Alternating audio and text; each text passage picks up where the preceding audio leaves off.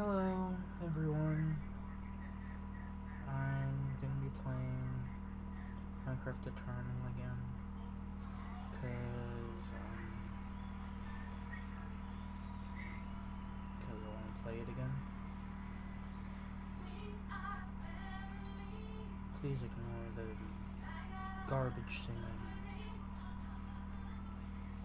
That's my sister just being a nuisance.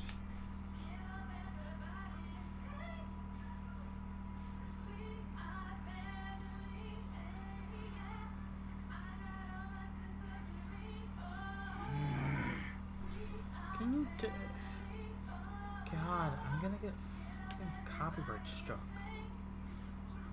Alright, what was I doing? Yeah, I was, doing friends.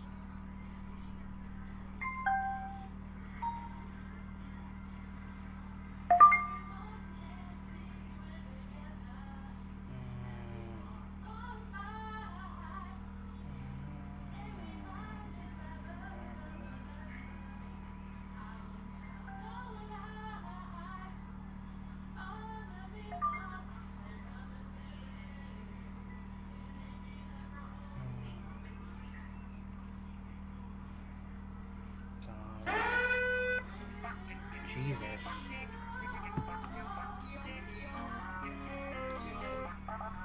Yeah, I don't mind the music too much. I'm just playing it so I don't get like blocked everywhere. But yeah. Now I'm at home. I guess I could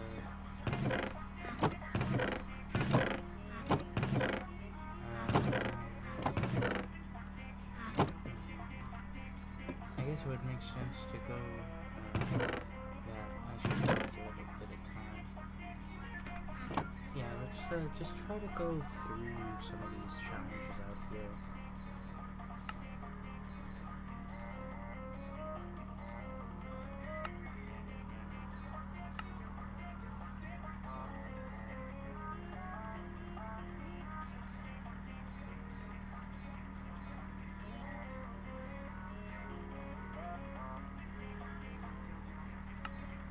Oh yeah.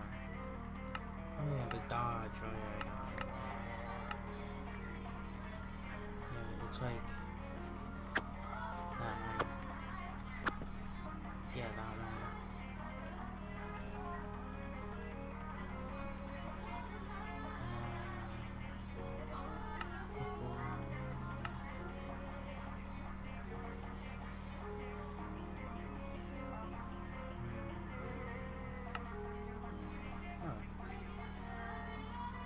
Oh, okay. So, as I'm hitting the ground, I could hit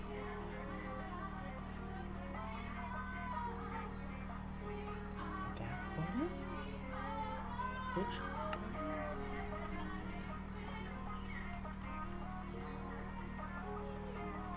I'm guessing that one?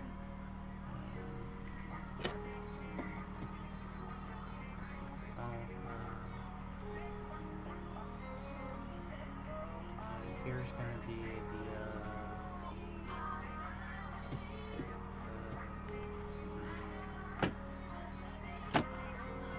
I guess I could.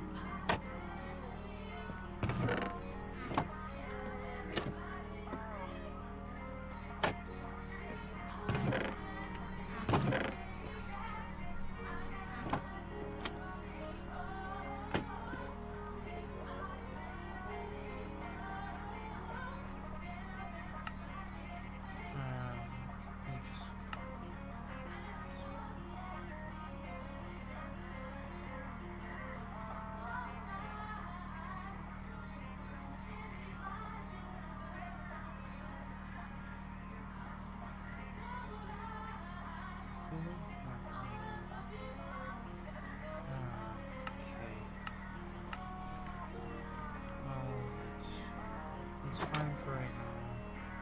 Let me just look around and see what I can do.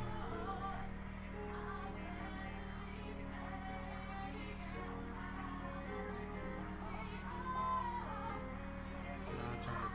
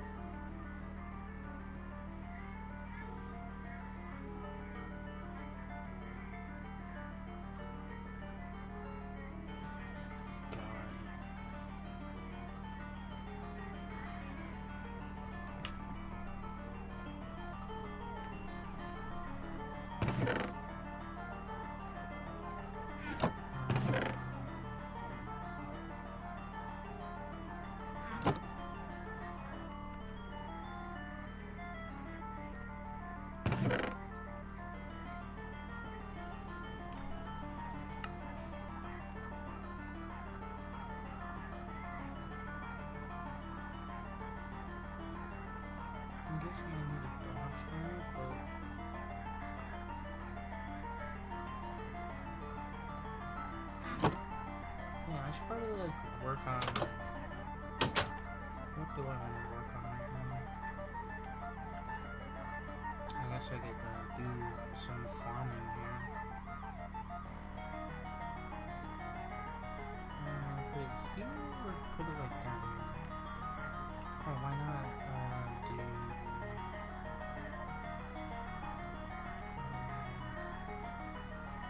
Wait, where's that cave that I just completely blocked off? Is it right here? I think I did.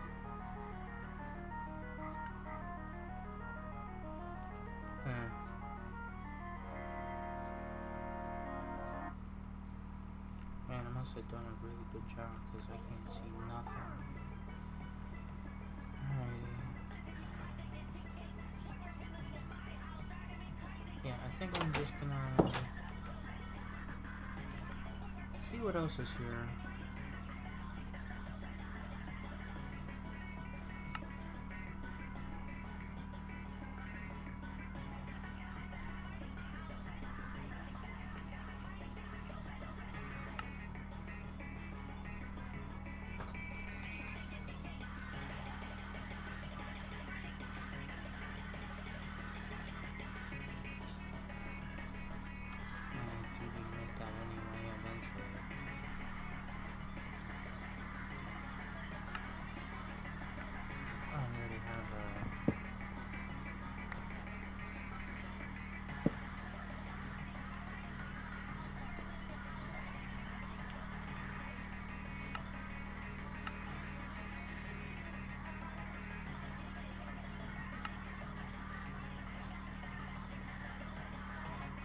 Secret oak saffron. Yeah, that sounds good. Yeah. That would be helpful.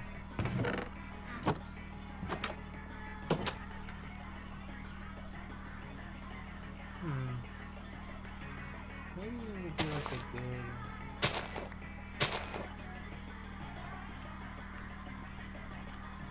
I know they're super big.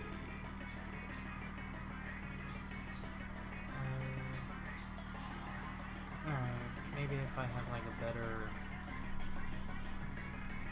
Let's see what else is here. I know bees are important, I think. So if I could somehow figure out what bees do. Magic bees. Okay.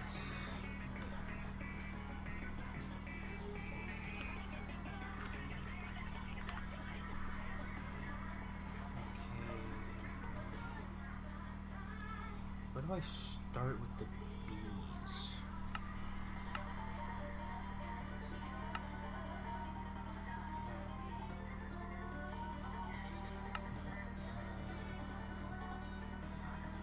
How do I just get started with bees?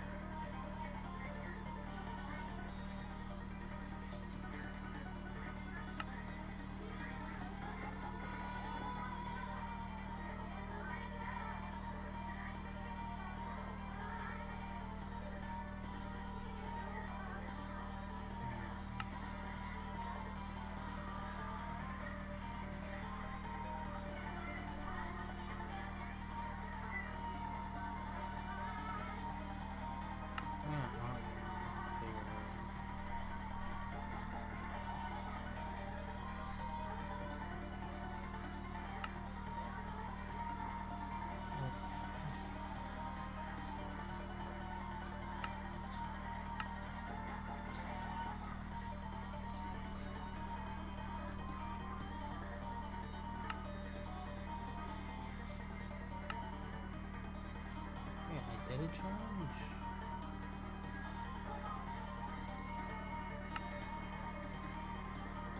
Oh, ring is such a thing. Oh.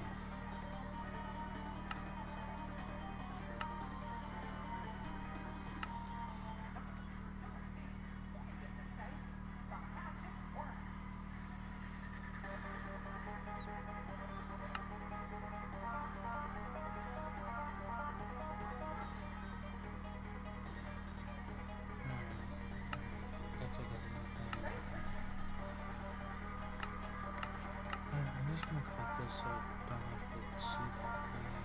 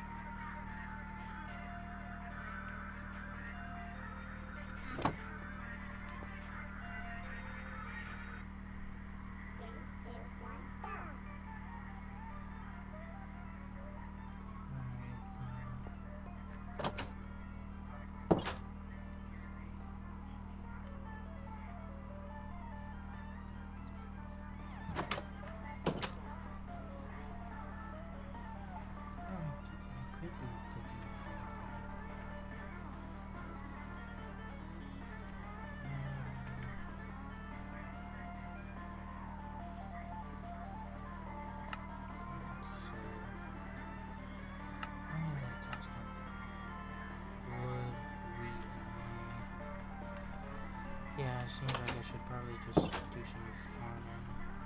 It seems like a good thing to do with my time.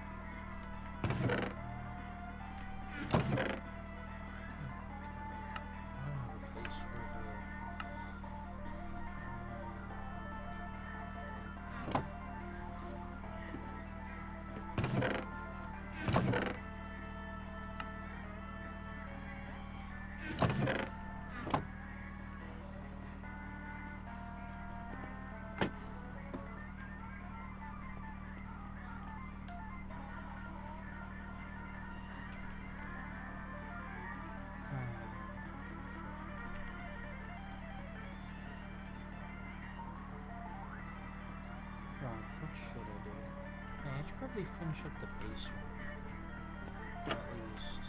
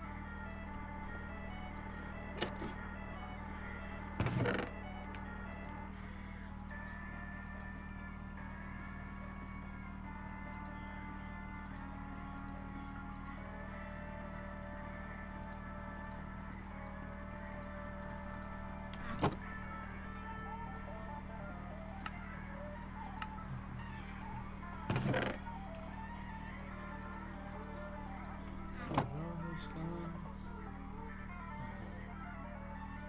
I thought I did that. Yeah, I thought.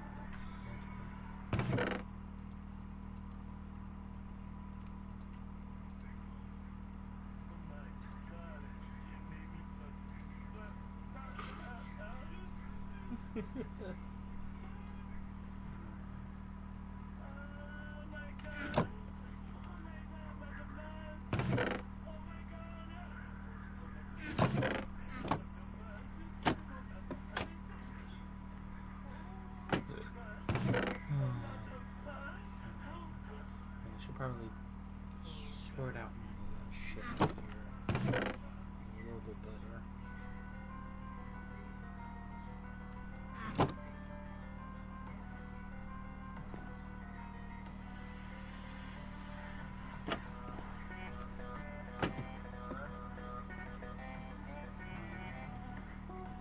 Yeah. Let's do a simple farm out here.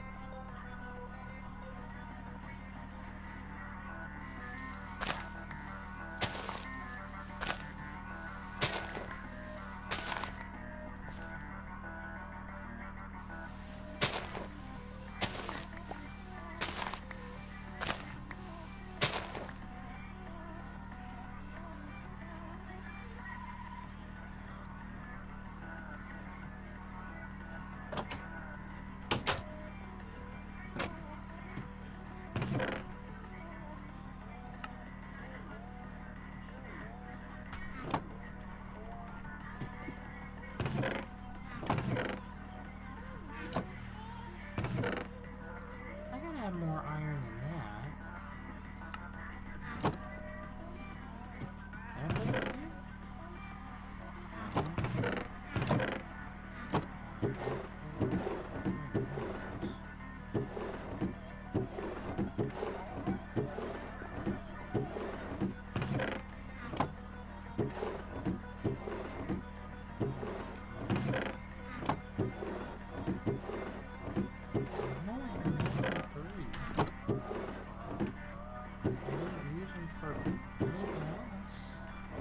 Can I put it in shears, I wouldn't be on there. No, 3, 4, 5, 6, 7. I guess I would be on there.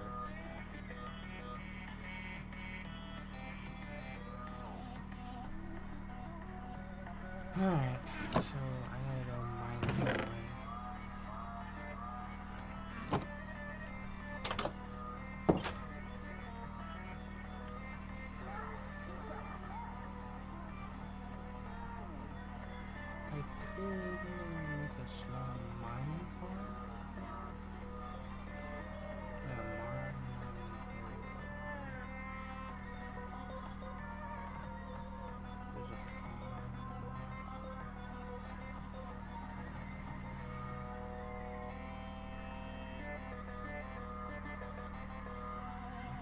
Go down here, but I don't deal with the things. Oh, speaking of the things, I should probably just lock it so I couldn't pussy out.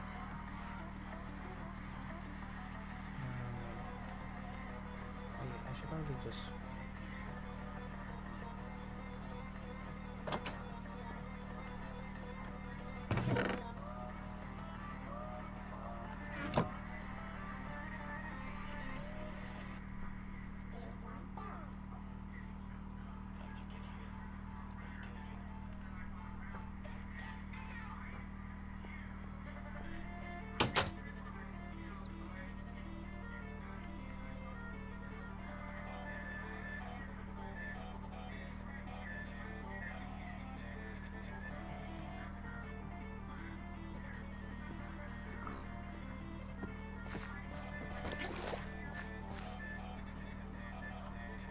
It's not. Oh my god.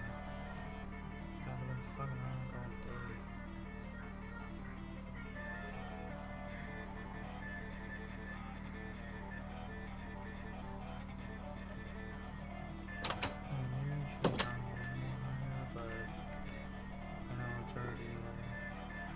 It's already made and I'm not wasting time with that.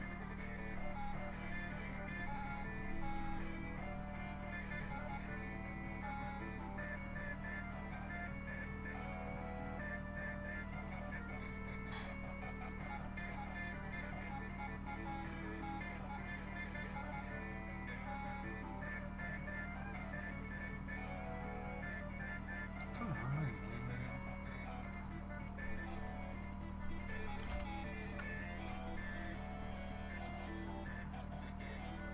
Wait, what?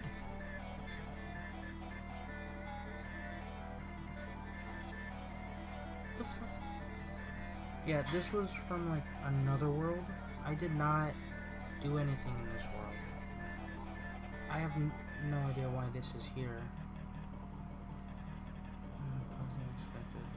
Yeah. Yeah, this is definitely from like another world. It was like a.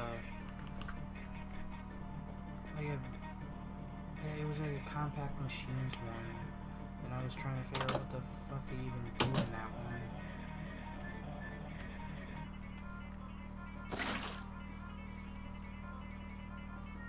Yeah, but why would it show it here? Seems dumb.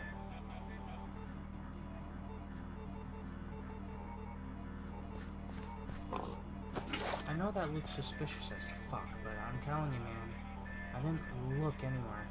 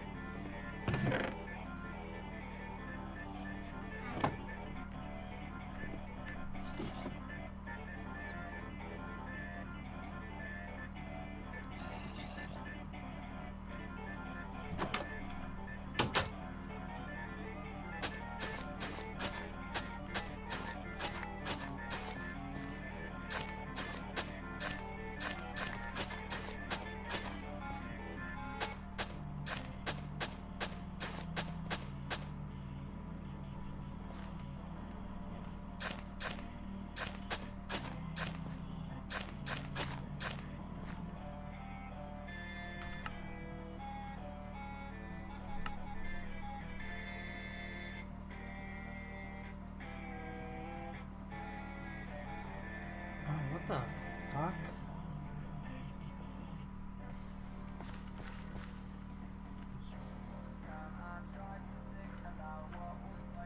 Since I worked in 3x3.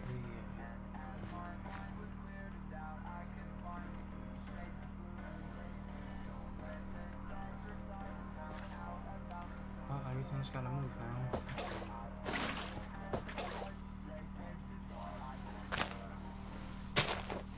Just so I don't have to like run across things just to get water.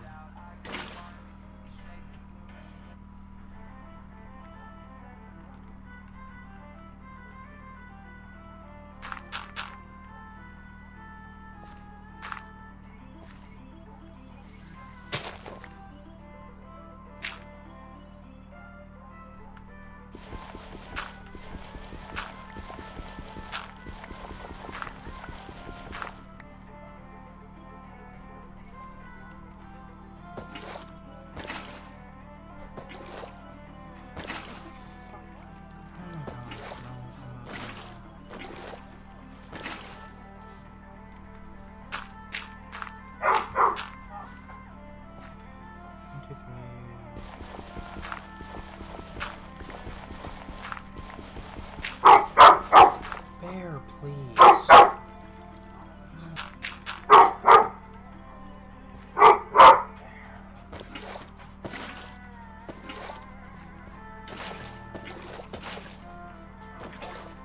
Even through these headphones, he is so loud.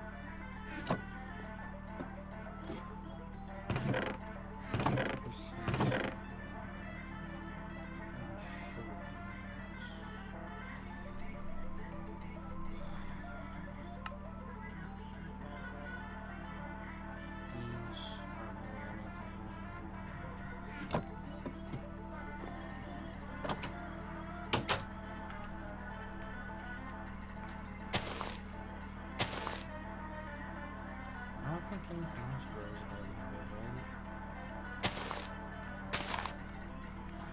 Other than like cactus. And even then, that doesn't grow by water. Maybe whatever's over there?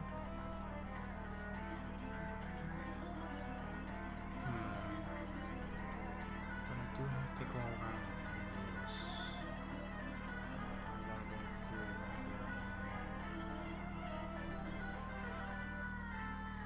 I know there's prawns, and I just want to know. Alright, that could be bad news right then and there. Oh, that's just river canyon?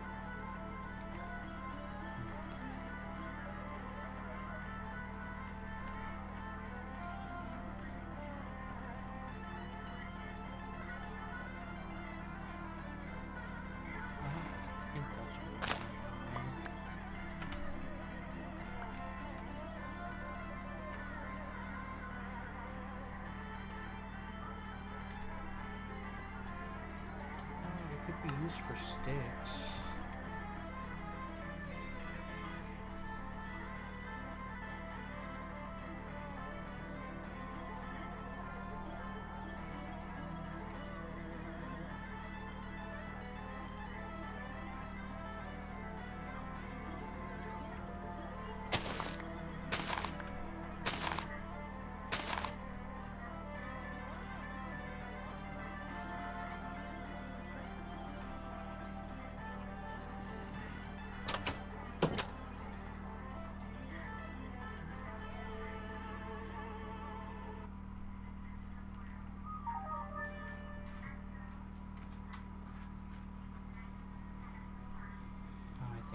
Copyrighted.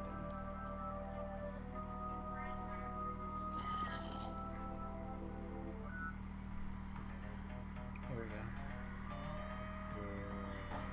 What else can I do with this? Other than sticks?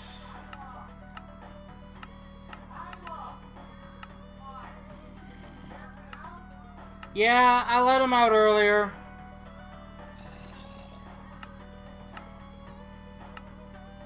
I guess guess I could save up on sticks, I guess.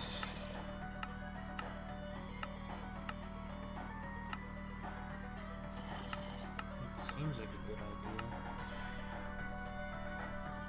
Yeah, it is just like stick recipes. Actually, not bad.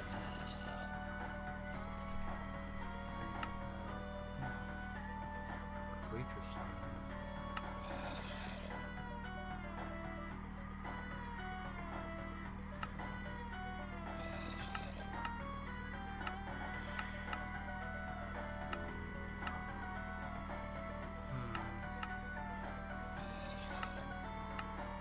All this and no smelting?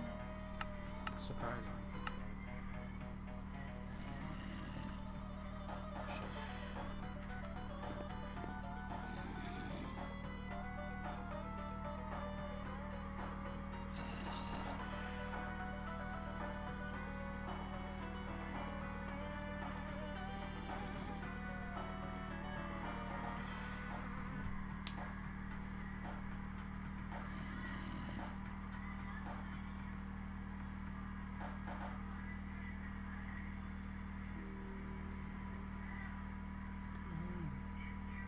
What am I doing?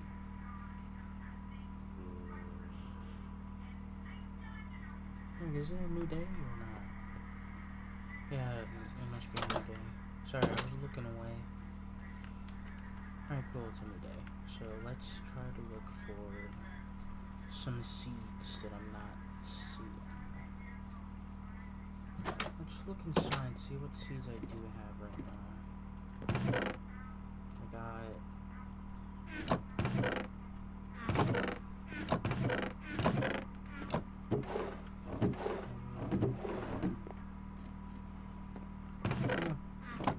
seeds are here. Melon,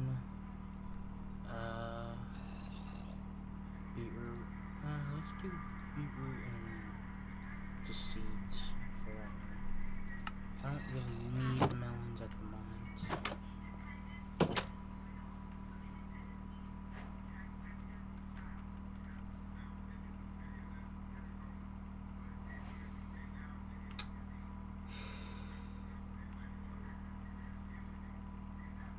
Oh no, I could just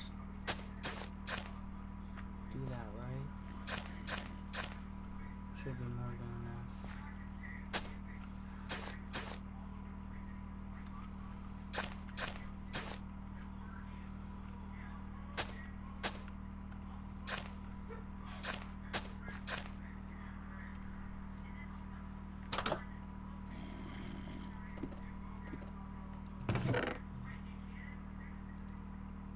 Scratch some dirt.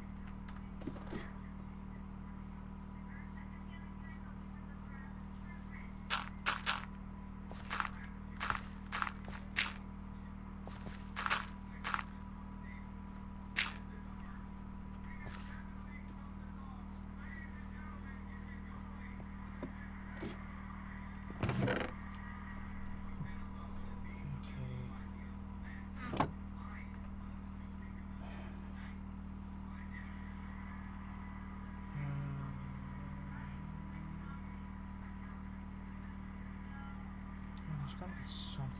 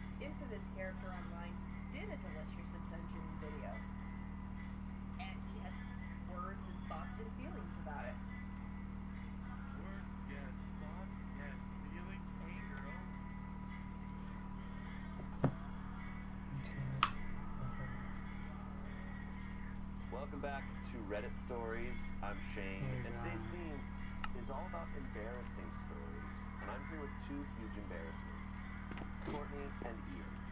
I was not prepared for that. Honestly, wasn't prepared, but fair. Before we get into this, I've been told, Ian, you have something to tell us. I do, yeah.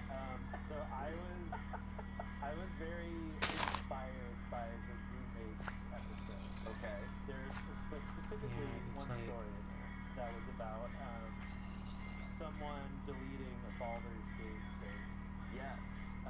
all because of what was it? They ate their beans. Yeah. One roommate ate the other roommate's beans, but they're very nice beans, we've been informed. What beans were they? Rancho Gordo beans. Oh right. So I brought a surprise. I You're brought chilling with Rancho Gordo beans? Rancho Gordo beans. Oh my gosh! You get beans. You get beans. Whoa! You get beans. Nice throw! So if you guys want any specific varietals, let me know. I got lots of beans. I gotta be honest, if someone ate these beans, let's Okay. see the quality of them. Mm. If someone ate these beans, I think you are legally allowed to kill them.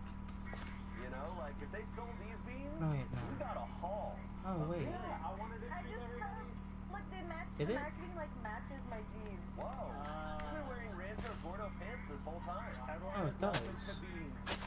Ian, the bean Alright, man. so that That's, just stays like They call that. me now. I'm sure that's what one How of the it ones is, that huh? wanted to bring to you. Beans. I brought you beans. Frankincense. The others are like, dude. Hmm. Oh, you got beans? I came all the way from Mexico, dude. You better Rancho appreciate Gordo. this. In this time, that's great. It is. Wow, Ian, thank you. Lovely. Thank you. Holy crap, the gift Very of kind. beans. You're welcome. Look at the beans. Okay. I thought you were about to tell us an embarrassing story, Yeah, me but too. no, you just showered No, us it's with pretty gifts. embarrassing that we thought we would celebrate. I'm a change.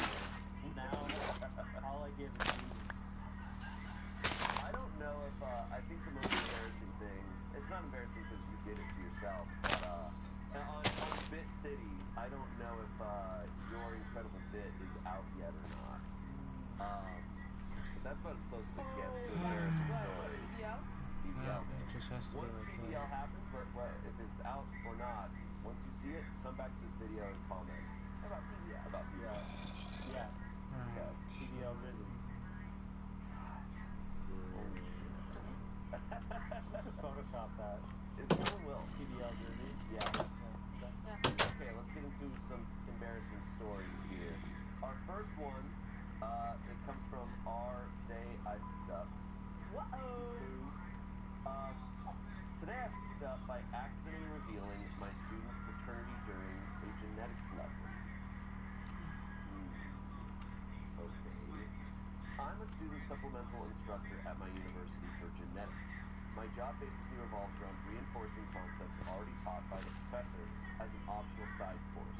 Earlier this Probably just semester, while break, going over parental blood types, I got to gas. experience how having an AB blood type works as opposed to O, half A, type A, or AA, full A, type A, in little genetics Punnett squares.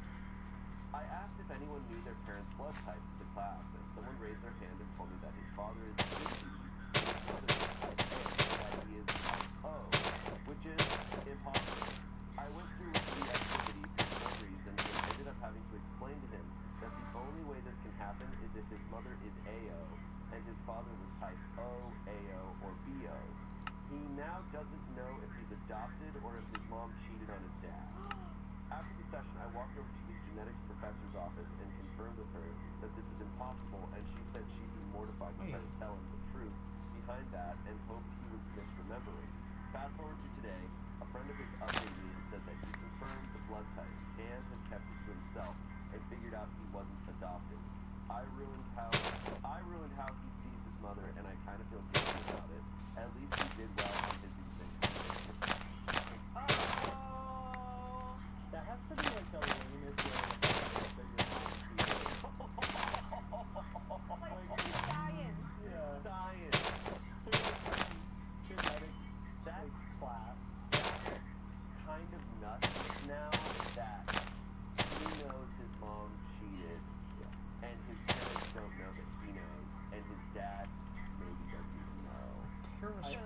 dad, so his real dad is a type O, probably, or something? Yeah, or AO. Yeah. That's the only possibility. That's crazy, bro. That's nuts. Yeah. That's devastating. I just want to know like how that question was even posed to being like, hey mom, just like wondering, like, am I adopted? Like what? Well, because I think they said, friend of his updated me and said that he confirmed the blood types and has kept it to himself and figured out he wasn't adopted. Yeah. So he knows that he's his mom's son, but that's like junior. So he knows that for sure. But how does he bring that up to his mom? And will he bring it up to his mom? I mean, Yeah, like, what are the circumstances? Do y'all know your blood types? I believe I'm type O. I don't know. I might be like AB negative or B negative or sounds like I'm a negative person. How do you know it's negative?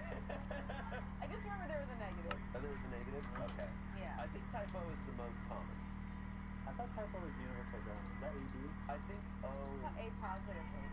I think O. We're so far out of biology, man. Yeah. I think it is universal donor, right? I think all of us, if we all band our minds together, we can pass high school biology. Yeah. Depends on who you listen to then. You definitely understand blood pretty Yeah. well. I have blood. Do you have blood? I think so. Yeah, just give me I don't know. food stuff. Blood. Or just normal stuff. Nobody has ever struck me. I don't know those at least. What would you do if you found out that your blood didn't match your dad? Be crazy. I'm pretty sure. Like, how many you know times the way has I know, he- I kind of figured out my blood type Like, before I come went from and got. bewitchment. I donated blood, and that's how I. The same thing. But I have my grandpa's dog tag from when he was in Vietnam, and it has the blood type on it. Yeah. Sometimes the in blood type becomes out blood. At war, that tends to happen. At war. So I guess that. So I think I'm O positive. Oh, like, pretty positive, that's but funny. I'm not Your grandpa's name is Opa. Yeah. Oh, my O positive. O positive. That's what. Wow. That's good. Some comments here. I have 100% read this exact story before.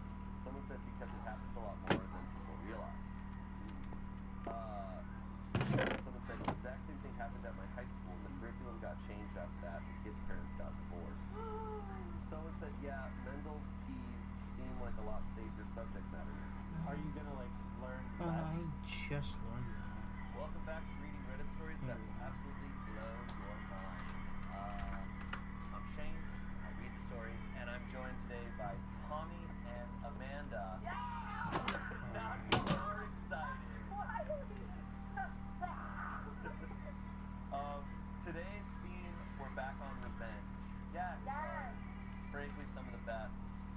There's a lot of revenge subreddits, and I think we're going to cover a couple of them here. So many good revenge. I love revenge. I feel like the 90s was all revenge movies. Yeah. Isn't that crazy? No, oh yeah, like almost my favorite movie, and it's a revenge. It's 2 movies about revenge. So good. I think I enjoy revenge stories because I'm not someone who gets revenge. I'm not good at it. I'm not that type of person. You should be really, really calculated. You have to be smart in a way that I am not. Actually, I got revenge one time. He was mean to me in school, and for some reason he invited me over to his place, and I hid his sneakers behind his bed. And then he was like, I couldn't find my sneakers. I was like, Wow. You did revenge and then gave him the solution. That's because I was like, Oh. that's the I am the problem slightest solver. revenge you could ever do. You inconvenienced him very slightly. I bet. I can't find my shoes. All right. Well, let's see how crazy we can get. Okay. Here's our first one. Already love this title. My last glorious day as a Starbucks barista. I'm obsessed. I'm in. You know it's gonna be good. So this comes from Petty, Yeah. which sometimes are the best ones, even though it's like the smallest level. Yeah. A Starbucks barista once told me to have a bad day, so she had me to drink. I hope this is that. That's awesome. I would respect that. I did. I was like, I will. Were you a jerk? No, did that. I was just like, no, out of nowhere. That's awesome. All right. This might be more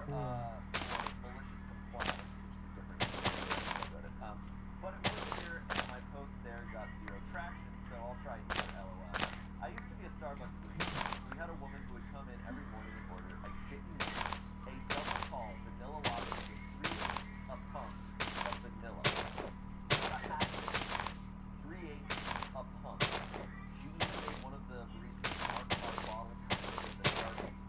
Every single day, the first cup we would make, no matter who made it, was always wrong. Either too sweet or not sweet enough. So after a while, I began to just pretend to make another drink, pull the steam wand, and wave my hands about like a fool behind the machine. I would hand her back the same drink we made her the first time, and it was totally perfect the second time, even though it was the same drink. On my last day of work, this woman decided to come in twice that day. She was being over obnoxious and talking on her cell phone about Tina and her assistant, and essentially just demanding her importance to everyone in the room. It was 3 p.m. in the morning, and the place was filled with teenagers working frappuccinos. I had been going and both steam was going when this woman decided to yell at me. God, I can barely hear myself think. So I replied, honey, I can still hear you complaining. If you knew me, you'd know I have the perfect facial expressions to go with it. I looked like a snarky little I told her I was handing her back the same drink every morning for over a year or two. I said verbatim, kind of embarrassing now that you know, 3/8 is half a pump for all intents and purposes here, man. She lost. She demanded my manager fire me on the spot or she'd call corporate and we'd lose her business. Blah, blah, blah. I hated him.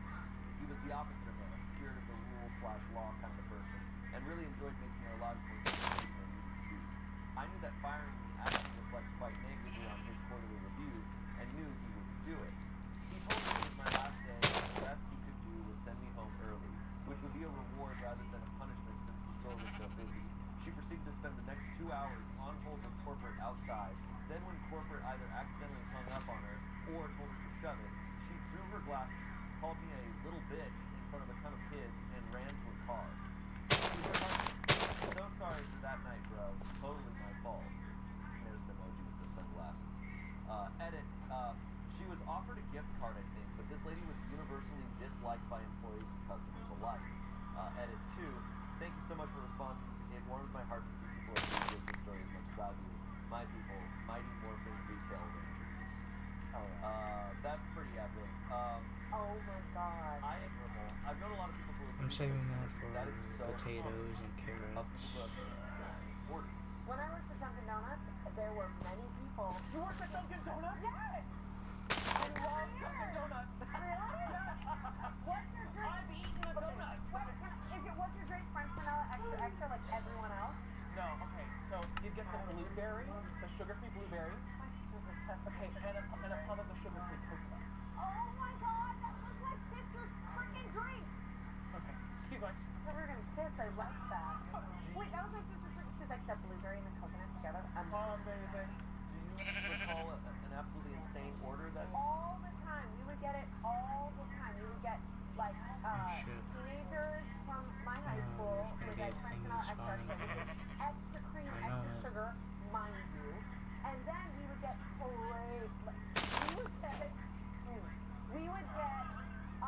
really intense orders, right? They would want it very, very specific. And we got the same people all the time. That woman is just one. You would get like 30 of them.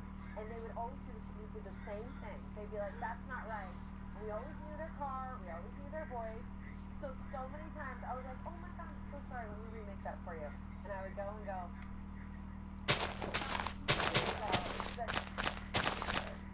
And I wouldn't do anything. I would just take it. it's a power thing? Because in my mind, Placebo effect too. in my mind, I'm like, if you're this specific about a drink and you need it made handcrafted in a certain way, don't go to Starbucks. Starbucks, in my mind, I'm like, that's not me. You go there for like, throw it in my face. Or Dunkin' Donuts. I believe you would do very coconut. I don't know a single other person That's me. that likes that. I love it. Yeah, there are just some people who, on the games channel, we just did a storytelling thing. So, I looked at Burger Hut, which is the burger place that was it. Some people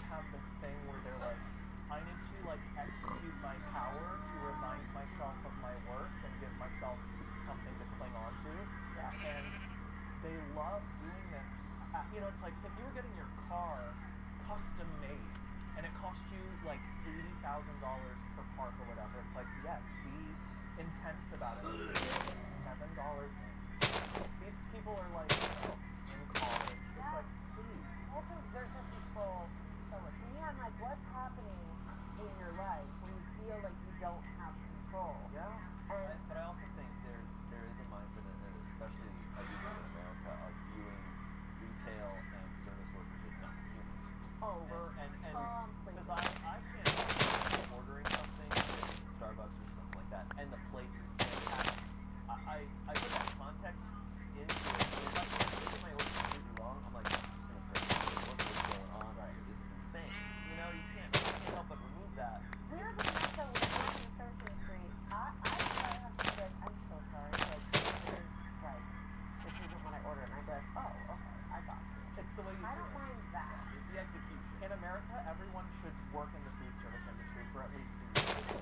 Yeah, I mean, look, He has talked about this on Smosh Mouth. I did talk about this where I've never worked any job besides acting, but I No, fully you're one of the good ones. But I fully acknowledge, and my brothers both work in those fields, and I fully acknowledge that I'm like, that is so hard. I could never. We're gonna put Shane in a restaurant for 1 month, and Yeah. he's gonna get all of Look, in some of the old Smosh Pit videos, we did day jobs where I was even like, we worked a food truck for like an hour, and I was exhausted. I was frying plantains. I'm like, I can't do this. It's like, this is so hard. I have so much respect for it. And yeah, I just So yeah. Wait, so did they get fired?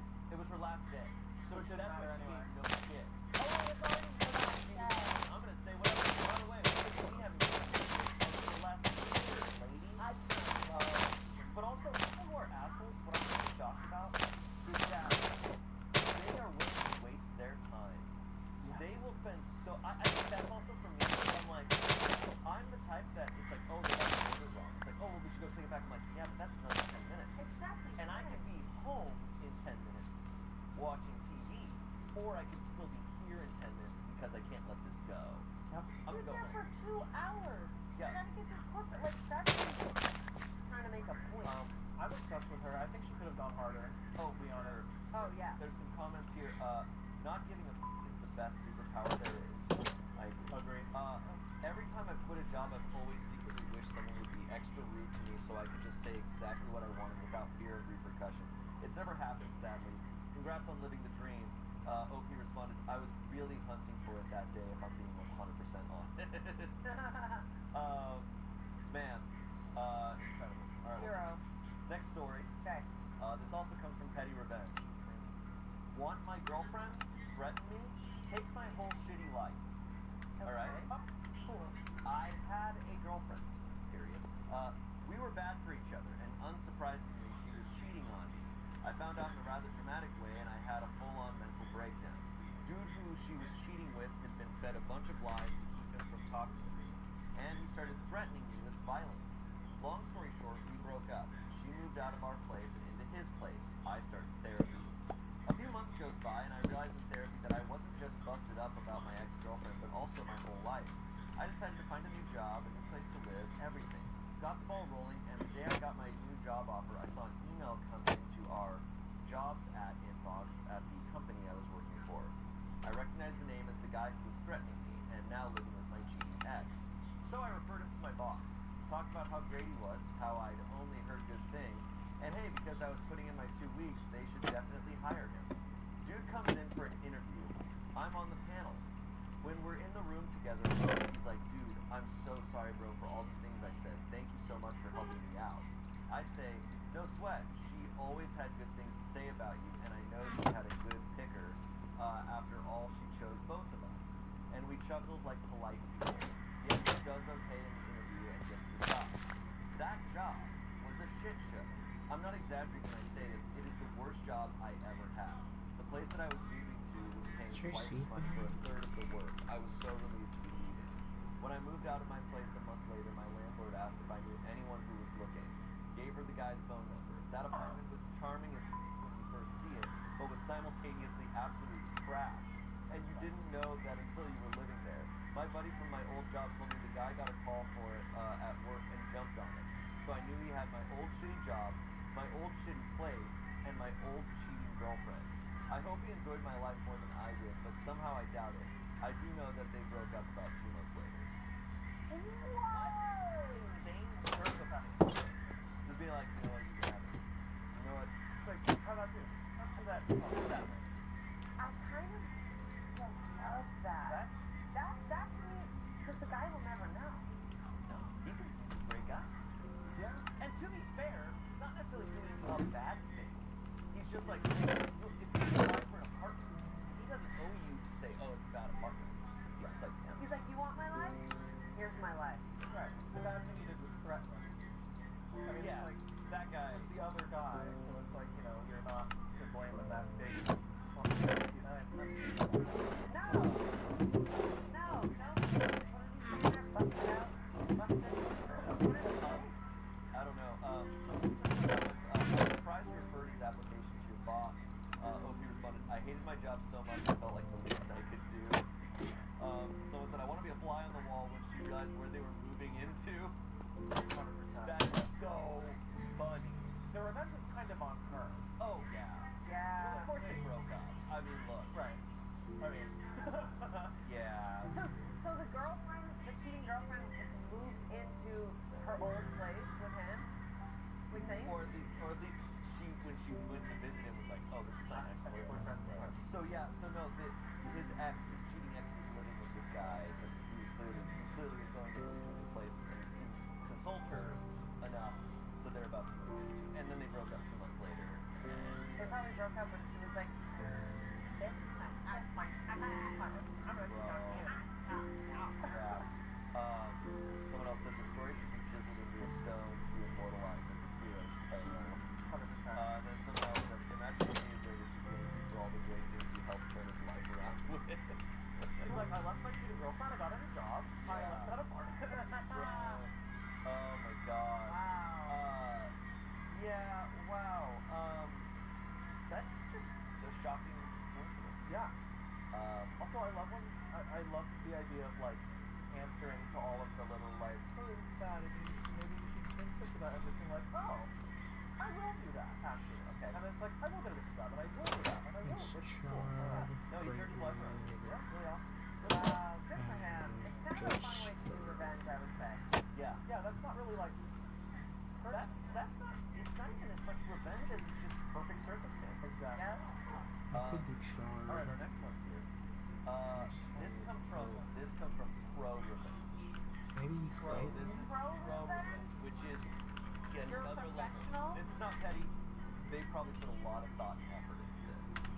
Typically. Do they give themselves this title of Pro Revenge? So Pro Revenge is a subreddit. Okay, okay. So There's submit not your much to story do to with either this. petty revenge, pro revenge, or there's also nuclear revenge. Oh yeah. There's also malicious compliance where you're told to do something and you do it, but it hurts the person that asked you. Okay. Like a boss asks you to work overtime and you do it, but it actually ends up inconveniencing the boss. Yeah. Now that. Yeah. All right. Okay, Pro. Pay your tattoo artist. Yeah, I could do Okay. Jupiter. So this is a story that the OP knows about someone else. Yeah, Jupiter. But this happened when I was young. I heard it second hand. Oh, I actually not lying. Lived with the main character of this story's cast. My uncle's ex-girlfriend was an all-around horrible person. Abusive babysitter, got my uncle into bad crowds and legal trouble, and dabbled in so many substances from A to Z. She was also heavily tatted. There was an artist, the star of the story, who was a family friend. Great dude, insane work. She asked him to do a piece for her, huge, intricate angel wings. Oh, the irony. Across her back. He agrees. It takes several sessions across the piece. She repeatedly has to postpone the healing, but he's chill, family friend, yada yada, until it comes to the last session, when it slips that she still doesn't have the money, and more importantly, won't have the money like ever. Now, the Pro Revenge. No collection agency, no refusal to continue. He smiles, waves it off, says he'll finish it up, no charge. It's gonna be a great piece. Legendary. One for the history books, he guarantees. So right between those gorgeous wings, right up her spine, this idiot now has a massive, veiny male appendage, proudly standing at a up her spine. She saw it in the Does it mirror glow? when he finished, and she was livid. But hey, what's she gonna do? She didn't pay him, and wasn't going to pay him, and expected hours and hours of work. You give a lot of trust to someone when they take a needle to your skin to lay down something permanent. Don't stiff your artists. So she has a with wings on her back? Yeah. That is wild. Angel. To be honest though, that takes a lot of guts to be like, you got it, no worries. Couldn't she feel it on her body? Just no. In fact, have you ever played that game where someone writes a letter, writes Yeah. a letter on your back? It's really hard to They do find. it in a lot of rom-coms and they're like, What I like is that the veiny face is probably more difficult than the wings. but wasn't she like, what part of the wing is that? Oh, it's the veiny penis. It's the part of the wing. Holy shit. Wait, but they're family friends. Not anymore. No, not anymore. Well, they weren't going to be anymore because she wasn't going to pay him. Also, like, how do you limit yourself by like, you know, doing, like having a person do so much work on you? You got to be in a spot to pull it back. I'm kind of shocked that the Man. yeah. It wasn't the shitty lady's friend. It was her boyfriend's friend. Oh, so the boyfriend. Yeah, but the Alright. boyfriend was really like influenced by her. She was getting involved because of her, and she was just a bad influence. She was a cyclone of badness. Is there an update on their relationship? There's no update, but there's some comments. Don't stiff your artists because they will stiff you. In this case, quite literally. Someone said, let the world know what kind of person she is. And someone responded, Angel. Talk about art for exposure. Yeah. Damn. Oh, yeah. That's wild. That sucks. Because now, if she wants to get it If removed, now there's she's gonna have to pay potatoes the or money. carrots, I Yeah, could look, Reddit has definitely shown hopefully me, find and I mean, them. it's a lesson I feel like we should all know, just pay people for the work that you hire them. Yeah. What I've seen a lot of on Reddit is people who hire contractors or construction workers to do work on their house, and then once the work's all done, they're like, no, we can't pay you, we're not going to pay you as much. And then there's videos of them coming back to their house and just can't pay them. Well, it's like, yeah, it's like if we build a patio for you and then you say, oh, we'll pay you. Right. They have the right to tear down their work that they just did. I think it's really hard. I think the boundaries really get crossed when family friends do like labor favors. Like I feel like that gets really, really tricky. Like even it's with just even with plain wedding stuff. nothing. Like when I just got married, a lot of friends volunteered to like help out and stuff. But it's like I was like writing it down and making sure like okay, Everyone's got to get paid. or everyone's gotta get paid, or everyone has to get, or is this really like a wedding gift? Like, Right. and luckily, like it was, and it was great, and people got paid, and some of it was gifts. But like, I think you have to be so careful. I have a cousin who's an artist, and I've like commissioned work from him, and like he gave me a discount, but I definitely still am like, if I'm buying art or purchasing something or a service from someone, Yeah. a good friend or family member, nowadays I have the mindset of like, I'm just gonna go into it like, I'm paying. This is a full-on steal. Right. There's no expectations of Oh, yeah. something. I kind of am a believer of that. And I almost don't like when someone's like, oh, I'll give you a discount or I'll do it for free. I'm like, I don't know. no, let's just do it. Let's just do the thing. It's never free. You know what I mean? You always owe them back It's just at some point. I'll just pay for it. Right. And then also it's like the person that, it's like, okay, let's say like, oh, yeah, I'll sit on this couch with you, Amanda, for free. I'll do you that favor. Thanks. Like, but if you're like, no, I'll pay you, then I'm like, okay, then I'm gonna really sit on this couch. And I'm Okay. more motivated to like do the thing. Yeah. If you're getting paid. You want that money. So I do want that money. Yeah. Remind me to Venmo me after this episode. An added thing to this, though, and I'm not versed on tattoos at all. I've never had Same. a tattoo. A lot of comments are saying that what he did to her is very illegal. Which I don't actually know. I can see it now that if he's putting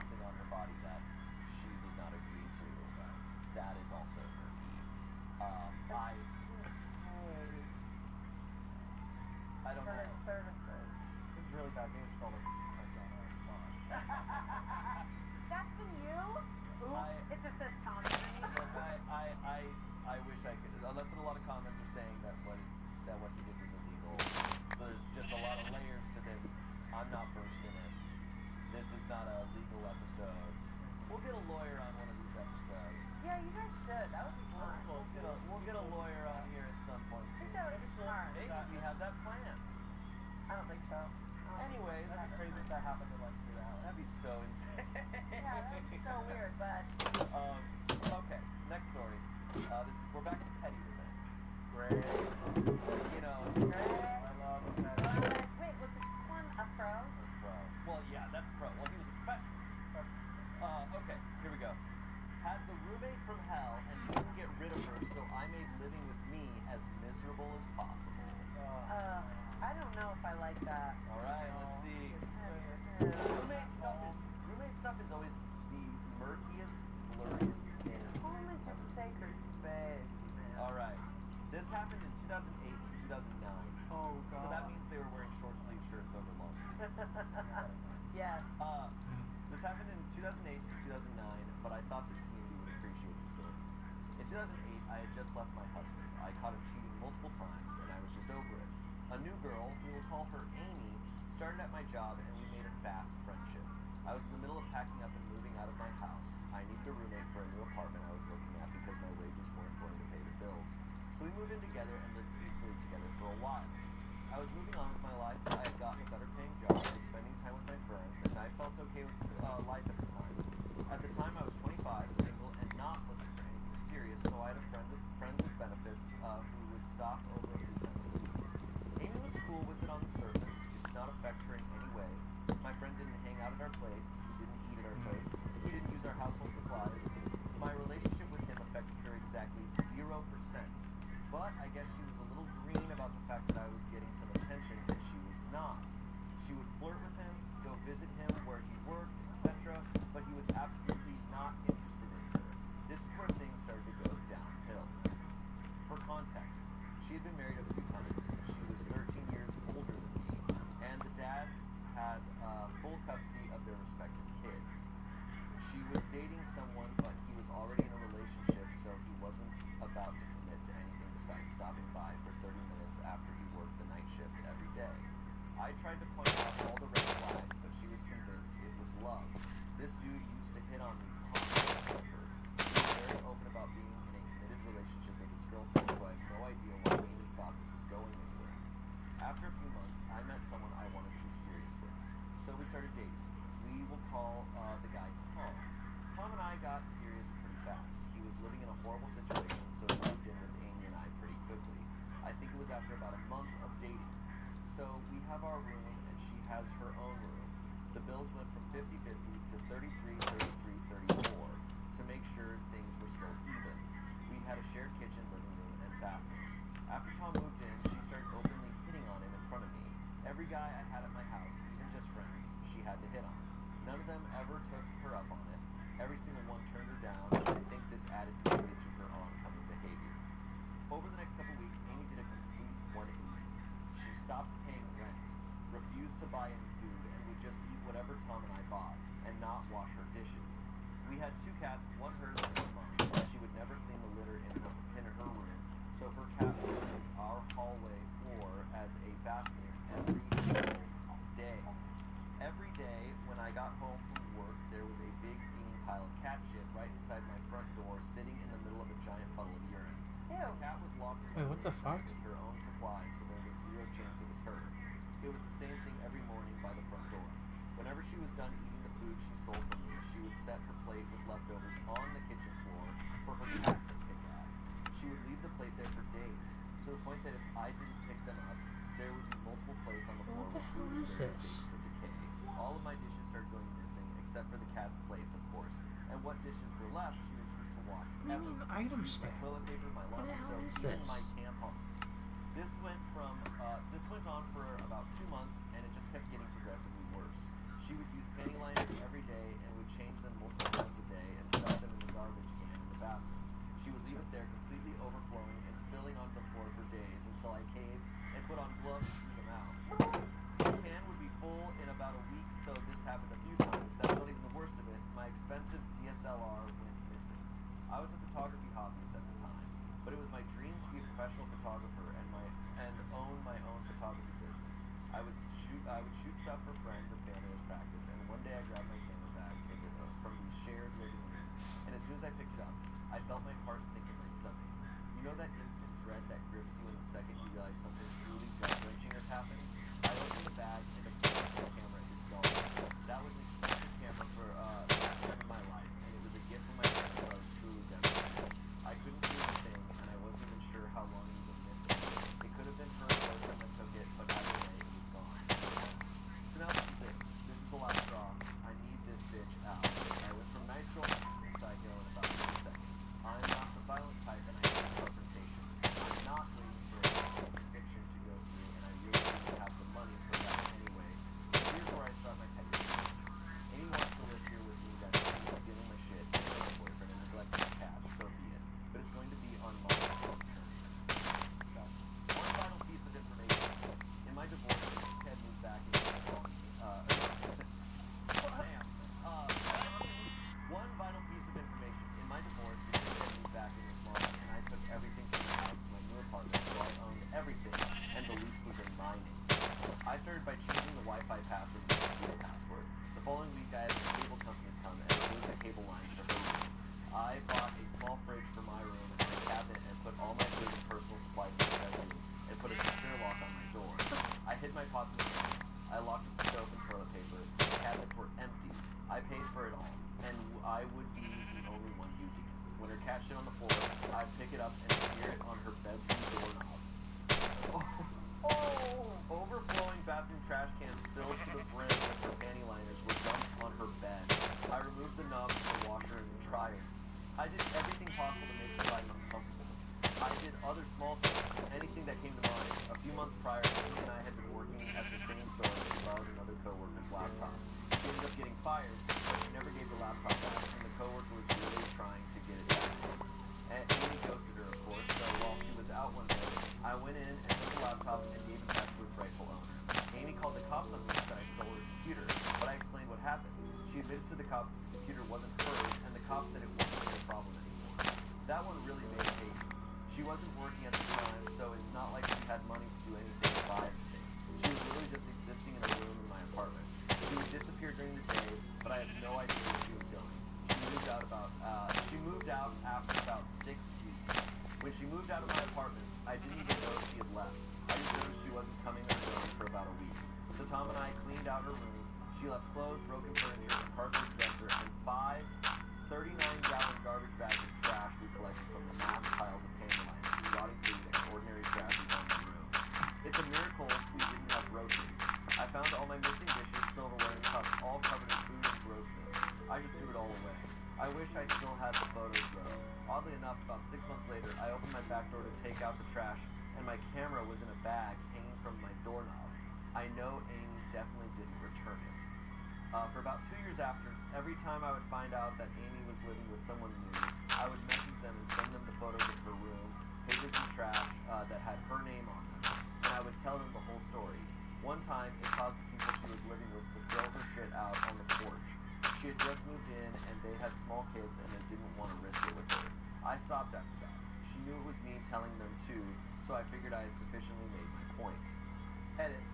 She took the cat with her, but not before she threw my cat outside. My cat was missing for 10 days. This is horrific. That's... This is under petty? Real quick, camera. Never got returned? She got no. It showed up Came on back. her back Just porch repeat, on the what doorknob. is it Hanging even from the for? doorknob. Someone returned the camera, but she doesn't think it was Amy. So, but maybe the Boyfriend. maybe they fell out, and then the boyfriend was like, "I know you stole that camera," and then like returned it. Holy, I can't believe that this chick lasted 6 weeks of what the other woman was doing to her. Well, they both lasted a really long what time. she was doing to herself also. Yes. I mean, Yeah, that's Locking up Yeah. all her stuff, I mean, smearing she poop every became. day. She just sounds like overnight she became a hoarder. Like, really, her room was filled with stuff. She wasn't cleaning anything. It just nightmare fuel. I always like. I never understand when people like snap. Snap. I was But I'm like, but this? That's a snap. I would be like, now. I'd be like, Well, it's a snap. It's a snap Yeah.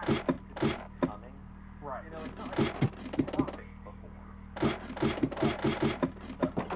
I mean, maybe I mean the post. Oh, that's fun. That one. Yeah, but she was like, okay, then I guess we're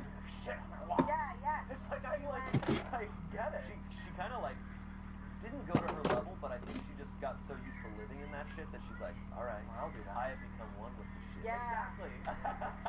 I can smear shit on your wall now. Like, The panty liners, to me, I've moved so much in LA that you really don't know who a person is until you live with them.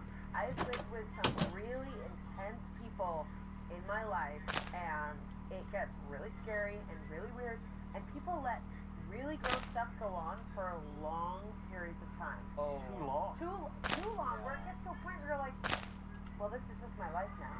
Yeah. And I think it's probably when you finally reach out to someone and say, hey, I've been living in this situation, and the person goes, that they go, oh, shoot. Yeah, whoever's leaving all this recycling in my one-bedroom apartment in my kitchen, that person's crazy. Who's ever leaving all that recycling? That's you, babe. recycling, at least recycling's not gross stuff. Right. That's cardboard. But the panty liners, guys. No, food stuff I can't do. I can't do food left out. I can't do any of The that. plates on the ground. It's on the ground. That's roach territory. How you doing that? Well, She somehow didn't get roaches. what was Even the the roaches voice? were like, this place is messed up. So that's What a lot was of liners. What was Tom doing? I don't. Was he like, good, did you clear the shit today? He turns around to the bed, he's like, did you go smear the shit? Yeah, I smeared the shit. I Awesome. fathom. And let me just The say, thing? Amy is torturing her 37. cat. Yeah, I know. That cat's like, 73? I gotta go shit in the hallway again. Yeah, it's Oh. awful. Man, Right 2008, above different it. What the time. fuck is this for? True. I hope Amy. I was gonna say in a better place. There, I don't need that. I mean, I In a hope- better place. Not wearing True Religion jeans and like a weird shirt. So there's Is there like some a comments. trash can? Perhaps your camera was returned the same way you returned the purloined laptop. They responded, I believe so. Someone else responded, bonus points for using purloin. You magnificent soul. And then someone said, I don't- does I Tom don't get know her what the old fuck room or these what? are. And he responded, no, we For got what? married. No idea. But I have no time for it right now. That makes sense. He's like, I can have kids with you after what? After this? After this? Yeah. Shit is fine. Like, I've touched a bunch of shit. I can keep doing that. Someone said petty, more like masterclass, good job. And then last someone says, I don't need amusement parks. I just come here for the thrill ride. That's how Wow. I feel. That's a 7-year-old man just like, I don't need a I think Letter we've at a never. time. Yeah. I think we've never dealt with a roommate of that. I've definitely dealt with messy roommates, but no. Never like that. Oh, I've dealt with some. Compares to this? One roommate threatened to punch me in my face. My money-making face. Pretty cool. I was not making that much money back then. Did they use that phrase? Yeah, I'm gonna punch you in the money-making face. While on top of that, there was a toilet clogged in the apartment by a guy that was living there who had the weirdest cough. It felt like he was dying every night. I barely saw him. That toilet remained clogged, like shit on the walls for like weeks. Oh. So bad that she was like, who clogged the toilet? And I was like, what do you mean who clogged the toilet? It's him. It's coffee. And she was like, you gotta clean it. I'm like, I am not touching the shit stain. Yeah. So many times I'd be like, I'd have to go use the weird bathroom up like by her room. Oh. Guys, that's just times. The worst thing I dealt, I mean, well, I'm sure I have some repressed memories, but like the worst thing I've dealt with recently is like the who's gonna take out the trash first stacking challenge. Yeah. Where it's just like, oh, I'll just place this on top. Mm-hmm. And see what Yeah. happens. What about the toilet paper that's on the roll? That's Oh, that's sitting sitting on on the top. roll? Yeah. Like, That's- just do it. Anyways. Alright. Wow. Next story. Guy tries to claim the armrest. I let him have it his way. I can't do this. Ooh, this is the type of stuff that I love. Ugh. Is this airplane? Probably. Assuming it's an airplane. No. I'm a big lover of the theater, and will usually go to whatever Broadway show manages to make it to my city. Oh, this takes place. So this is live theater. The real entertainment is not on the stage. It's No, the drama lies here. armrest A battle. of just slow push. Let's start from the beginning here. I'm a big lover of the theater, and will usually go to whatever Broadway show manages to make it to my city. I also have the Yep, cutest and nephew it in seems like existence. the right Sorry, people, time these are facts. to When Disney's The Lion King came Figure around, I out decided which to treat my because cute I little need to nephew to get his first fucking live ready. theater show. I wanted everything to be perfect for him and managed to snag close orchestra seats right on the aisle. I knew that during the Circle of Life there is a large elephant puppet that makes its way down the aisle, and I wanted him to be surprised and blown away. The seats are very tight, and so is my nephew on the aisle, me, then a freaking rude old guy. We'll call him Frog. Hell yeah. We take our seats, curtains up, and then I spend the Wait, what? entire first act getting elbowed in the side by Frog's bony elbows. He had to know what he was doing, but it happened over and over again. I wanted to turn street so bad, but I reminded myself that I have my cute little nephew with me, and I don't want him to see anti-street side. So I stewed for the first half and focused on my nephew's pure joy at the show. During intermission, the Frog gets up, and I decided that the best way to handle things would be discreetly, and that I should claim the armrest for myself so that my arm would protect me. Mind made up, I casually place my arm down and focus on my nephew. Frog gets back, sits down, and proceeds to jam his bony elbow under my arm and physically throw it off the rest. He looks at me and says it's his because he was using it before. I went from 0 to oh hell no in 0.2 seconds Paper and and was about to lay string. into him when I remembered my cute little nephew was with me. Breathe, girl, breathe. Suddenly, I love this song. I really do. Suddenly, the devil on my shoulder whispers the best idea into my head, and I evil grin. He wants the armrest? Fine. He can have it. I proceed to lay my arm perfectly on top of his, as if his arm is the armrest, complete with my hand over his. He looks over at me in shock, and I stare straight at him, silently daring him to say anything. He pulls his arm back and spends the rest of the second act with his arms crossed. I sit comfortably, enjoying a wonderful show with my darling nephew. Yes. I love this story so much. Street on. I love that. You want to be straight into it. It's so cute. Oh hell no. Nephew, I don't want you to God. see this. Look away. Oh, that is actually. That's so awesome. Just grab the I need a I mean, goddamn that is what key. an old frog To just would don't say. open Like, the well, it's goddamn not enough fence? using it Fine. beforehand. I don't need the I'm fence. assuming the frog's in Fuck the the age where it's fence. just like, I don't care about shit anymore. Yeah. That's not, You know, it's young like, people keep taking our seats, and it's like, what are you talking about? come on. Everyone gets one armrest. Everyone gets one armrest. You get two. Like, You can't get two, you're not a kid. The only time I believe, and I don't, if other people take it, I'm never going to fight for an armrest. The only time where I believe it's fair for the person to get two armrests is the middle seat on an airplane. Because if you're on the window, you get to lean on the window. If you're on the aisle, you can take the aisle armrest. And the person in the middle is squished, so but anytime I'm in the middle, I never get both armrests. I never get either armrest when I'm in the middle, but I think about that. I sit there like this and I go, the person in the middle should be Every time. I agree that they should get it, and Yeah. you don't get it. The armrest is really tricky, especially with. No rules. There's no spoken rules about There armrest. isn't. And also, her wording is he was elbowing her before that, so he was very much like There was In still her, leaning her into space. her, just really just an entitled, invasive person. spillage is like a Seinfeld term. I just realized. Spillage. There was spillage. Ew. It's like keep that. Yeah. I would.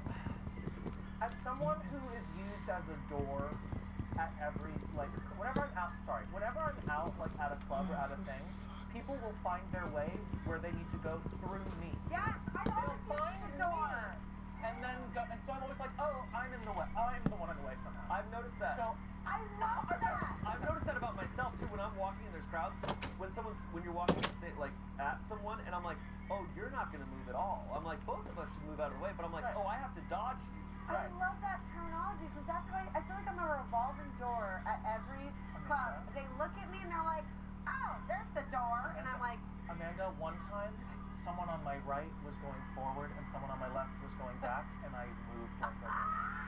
that's happened to me too. It's like they see the tallest person and they're like, Excuse me. I hate the term. I hate the term that I see on TikTok a lot of referring to people as NPCs. But whenever someone does that, and I'm like, oh, it's like you don't even see me, and I have to move out of the way of you. I'm like, are you actually a robot? Right. Are you just a little computer program that's moving Yeah. around? It's the spatial awareness. It's like, okay, if you're sitting and there's an armrest, Can I just get we're rid here of with it? everybody. It's Frog. like, think about it, frog. Frog. People like that were just very invasive or just spatially unaware. I stay so far away from them. Same. If I clock them, I'm like, I will never be your friend. Why I'm is going this to a Yeah. thing? remove myself from your existence. Yeah. But like also, she did this, and she said hand on his, and then- looked at him and was like, oh this is hell fine. no, and he was like, That's the Love best move ever. Give me Love a it. break I'm gonna on pull that it. on Just let Frank me now. get rid of it. oh god, someone's gonna be like, I'm gonna do that. I'm gonna look at him and go. Let's play go. Yeah. Why? Open the down. this plane That goes is down. so, The person's like- what? You're like, cool, red story. All right. Why? Okay. Now we're good. Okay. Some comments here. Dominance asserted. Someone else said, "This was great. You could also have laced your fingers together for an extra you." Someone said, for "Should have fuck's licked your arm sake. before placing it on his." Power. Now I can't And do then someone else shit. said, "Angel on your shoulder tacitly approves." Sorry. Yeah. It's like, the angel on your shoulder approves. Oh man, that's really great. Why? That is so dumb. Also, the Lion King Over a is fence? an incredible I've heard film. it's unbelievable. I don't remember the elephant. 'cause I Now saw I it so just long got a ago, but double wow, I'm really Fence sorry. with nothing. So good. Why? Okay. Petty revenge. That is There like. you go. Quit my job at an upscale steakhouse, but not before making sure all the customers knew what a prick the owner was. Okay. This Why? happened back in Why is that a 2009. thing? The good years. That's like so dumb as a thing. Penny liner years. This happened back in 2009, but I shared it in a comment on another sub yesterday and figured it belonged to it That too. is like so I was waiting tables at ridiculous. an upscale steakhouse, and the company culture was absolute garbage. The owner, Gary, was constantly throwing tantrums and screaming at everyone, and we all hated him. He'd line us all up before every shift just to berate us and yell how lucky we were that he'd hired us, because we were all shit at our jobs and no one else would ever have us. Stuff like that.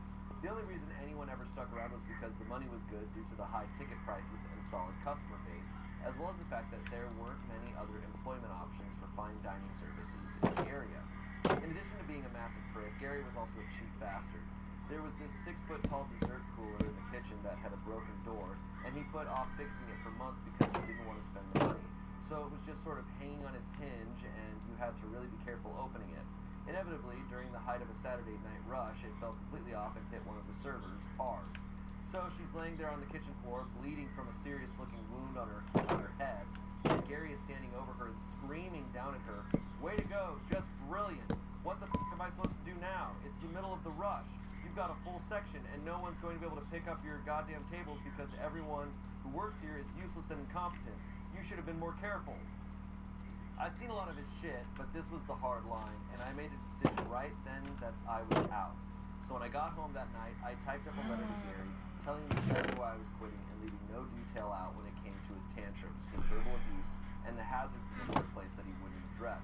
That's I like printed out so 30 copies, dumb. went in early for my opening shift the following day, mid-afternoon, the place was only open for dinner, and hid them all over the restaurant where guests would I find need them a in the valid menus, fucking under the Jupiter napkins on the key table, just to in open up between a paper fence towels in gate? the restrooms, etc. Some were in really obscure places so that they wouldn't be found Bewitched. right away and would keep popping up randomly. Surprise! Allowing my legacy to live on. Then, instead of working my shift, I left before the pre-shift lineup. Fast forward to a couple days later when a coworker reached out and shared with me the beautiful details of Gary's head, almost exploding with rage when he found out about the letters. A couple tables read them and walked out before ordering. People in the dining room could hear him screaming from the kitchen. Apparently, they were still finding letters weeks later, and every time one surfaced, the vein in Gary's forehead would pop out and he'd disappear into his office and slam the door. It remains one of my proudest moments, and my only regret is that I couldn't be a fly on the wall watching this all unfold. That's pro-revenge. That's not petty. Wait, I love that. Is that like, remember the movie Waiting? Like, is that Yeah. like a better part of that movie with Ryan Reynolds? I guess. That is brilliant. Well, I wish, why didn't you stay What? What do you mean? to watch the reveal? You probably wanted to get out of there. Too late. Gary sounds a little scary. Yeah. Very I hope Gary is gone and fired. And Oh no. That's great because it's like it's kind No, of the owner. So yeah. Gary. It's harmless in a way that it's like you're just leaving information around. And then it's true. like Easter egg Yeah. hunt thing. It's like, oh, they're in little places. It's You're just fun. Yeah, exactly. You're just leaving facts around. yeah. What would you do if you found a letter like that while you were eating at a restaurant? I would be a little confused at first. I'd be like, what is this? And then Chase like I red, think if I red, understood, red. I think if I comprehended that I was like, oh, a worker here is saying that this place is off for work, I think I probably wouldn't feel. I would probably leave. Like Yeah. if someone had the need to hide this information and spread it because they couldn't otherwise. It's like, no, I'd leave. I'd probably go to the host and be like, is there something going on in this restaurant? Yeah, Do I need to call the forces exactly. of the police? I don't know. Why would you call the army? What other... All the king's horses and Do all I the need king's to call, horses. do I need to call the King's Court? Why? Is this all back together again? As someone just Is cried that in a a walk-in thing? freezer at a restaurant. Oh. Restaurant culture. I've cried Oh, many no. times in a walk-in. Liquid Oh, it's the impeachment. best. I feel my only regret is that I wish the tears hardened into little crystals. Oh. And you're there, and you're just like... And then someone can bust in to try to move a keg, and you're like, They're like And you're crying like- to walk in. I'll be right out. And they're like, okay. Okay. Don't care. Yeah. It's like it's already hard enough when it's just the restaurant, and so like to have a Gary there. No way. Gary. Scary Gary. I'm taking notes on this. Yeah, this is incredible. That's great. Some Is comments there here. like a book? Great story to read with my morning coffee. Gary. Someone else said, I am usually the person who preaches to leave the job with dignity, no matter how bad the circumstances. But this was effed up. Yeah, Gary I got what he definitely need, deserved. like, a You should have made more stamp. copies. And lastly, someone said, holy shit. Hopefully they went out of business as word got out. He responded, the place itself is still in business, but I'm pretty sure it's under new ownership, thankfully. Great. That's great. Also, I feel like that was kind of leaving with dignity. That's what I was just Sorry, going to Colin. say. I feel like there's dignity to that. Move yourself, but you just kind of informed everyone. It's like, because a news story isn't going to pick this up. Like, it's like, how else do you spread this word? Scary Gary is out on House and Tonight, yeah. Scary Gary. And then that lady that you were doing earlier interviews him. So Scary Gary. So we have a little scare. Oh my God, I'm so sorry. The drugs haven't kicked in, and we've got Scary Gary. Gary? We've got Scary Gary here to talk with us. Tell us what's going on. I'm whatever the hell this is. I need to go to another I just want to play this just song get rid of so one bad. fence. We've got Scary Gary here. No, and, not even also to get rid of our one fence. advertisers who wanna Just thank you to guys have for an coming in info of hot, Macy. if I could Get get rid of 20% off. one My fence. name's Daryl Flynn. The entire top half of your head does not move. Is it like the stenographer that you're talking about? Yes, it is. The court stenographer. Can I just play someone who has dead eyes, please? Okay. All right. Next story. Trigger warning poop. Okay, thank you. Cool. Greetings, welcome to the Game Hopper. Today we are covering the Bewitchment options, aiming to be a success. Game started, which alter the don't care, just give me the goddamn wooden To fence. complement Bewitchment, the mod adds in some extra features to spice up your world. New blocks and light sources can offer some new options for decorating or lighting up your areas. New animals and supernatural beings have been added, with some being tameable, whilst others can be traded with. Various kinds of charms can be crafted, giving the wearer positive effects when worn, and more. For being a successor to Witchery, Bewitchment does a good job of bringing back some of the key features. No, I just which want made to get rid of Witchery, one but yet making it fucking thing of door. A goddamn this fucking thing. Why is that a thing? Why do I need a key just to break a thing?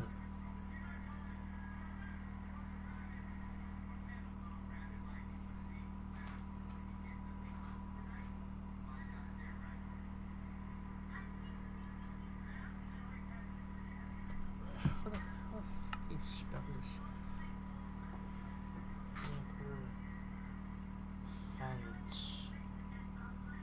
It's like the dumbest thing ever. Just let me get rid of the fucking goddamn thing.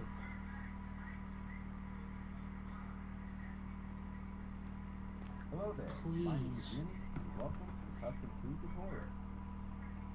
In this video, we will be learning how to build a juniper tree in Minecraft. No, I don't want to build. You're a fucking asshole. Hello and welcome back. Let me get rid of it. That's all I ask. I just want to get rid of this one fucking thing. That's like so dumb.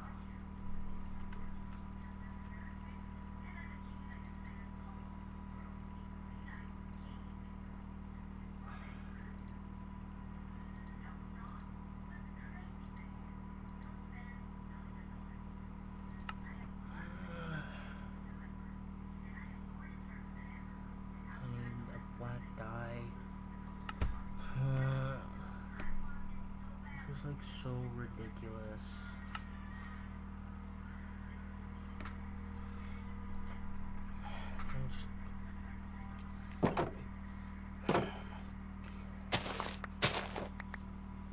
Just, oh my god. That's all I have to say. Like, that is like so unbelievably dumb. I need a goddamn key to open up a fence gate that I made. Just give me keys that don't explain it. And if you get rid of the key, you can't get rid of it now. It just might as well be bedrock. Just chilling. That gives you a stupid ass message saying, "Oh, sorry, you can't do shit. Suck a dick. Bye." If I knew that, I wouldn't throw them away. Definitely the one right there.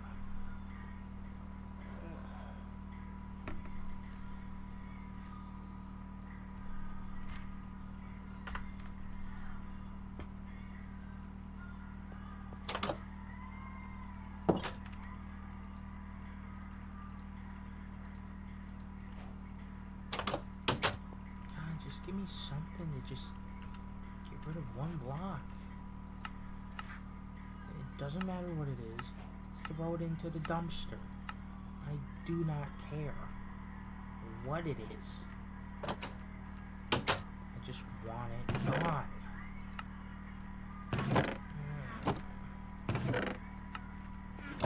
Let me give you 3 Jupiter keys so you don't know what the fuck they are.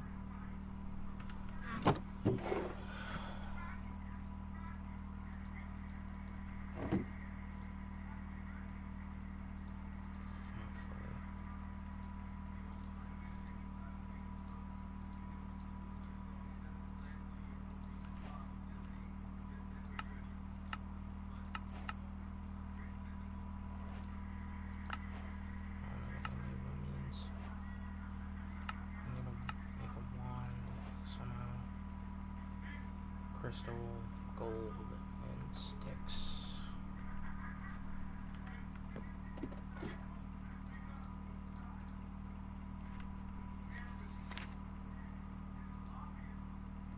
Do I need a thing?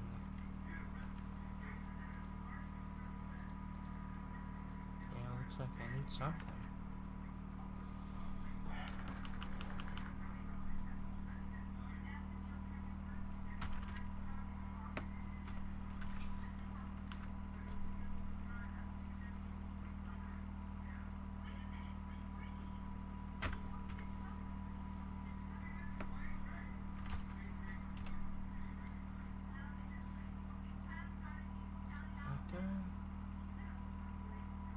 Is that what I need? How do I... Okay. It'll tell me here. Greetings and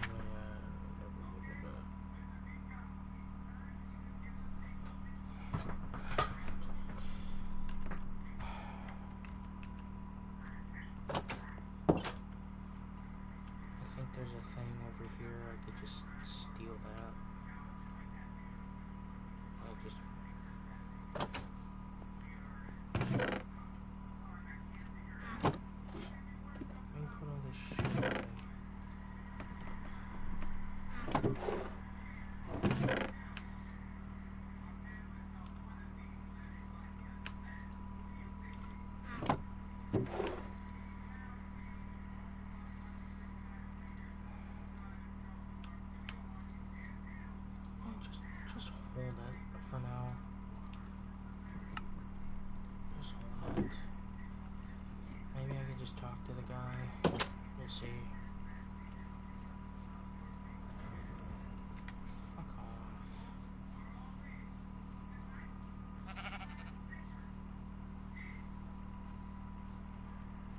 Yeah, here's the tower.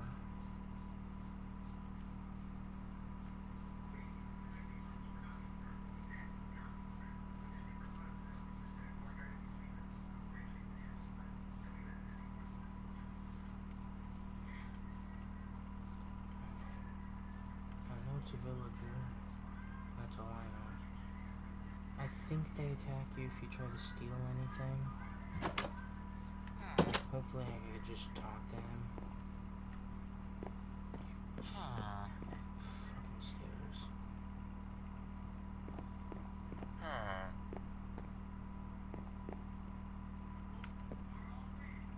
Hey man.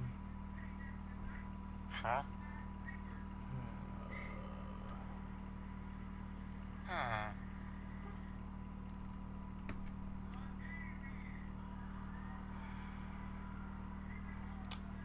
Okay, not mine.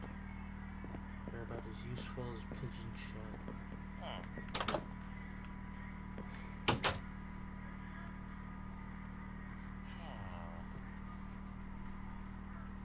Hopefully there's something in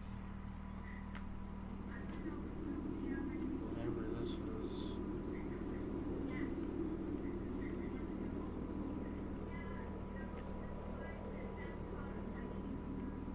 I don't think there's masters in here. I hope not.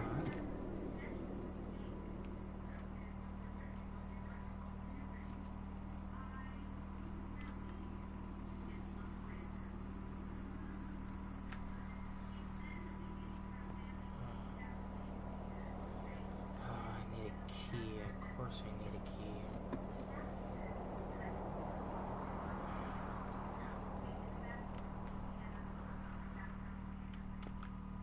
Awesome. So that's a place I just can't even touch. Isn't that awesome? Anyway, grab as much as these as much as possible. On the way back. If I see him, I grab him. If not, then I'll touch it. I can't do anything about it.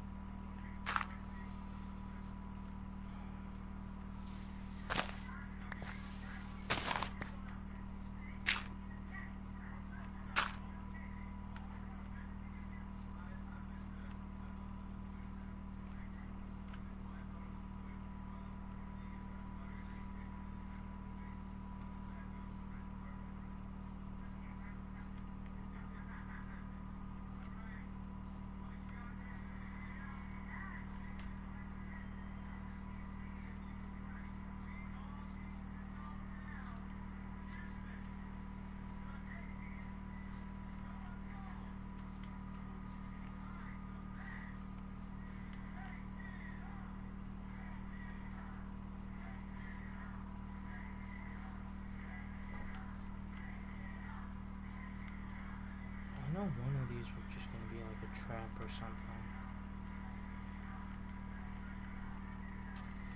But,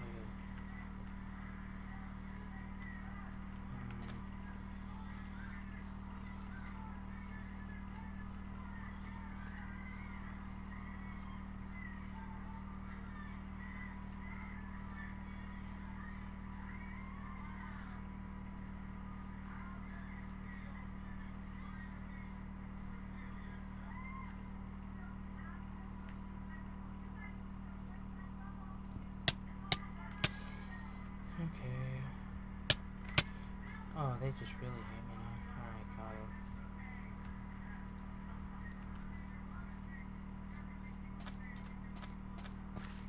Well, I gotta just have to get rid of that now.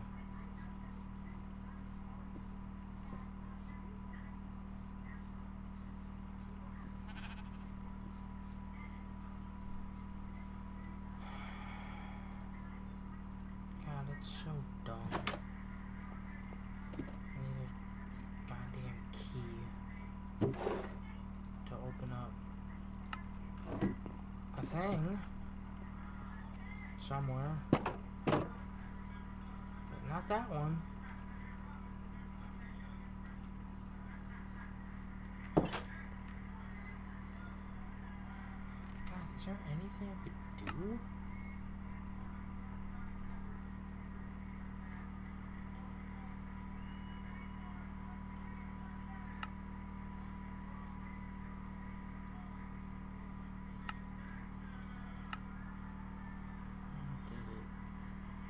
I don't get why that's a thing that happens at all.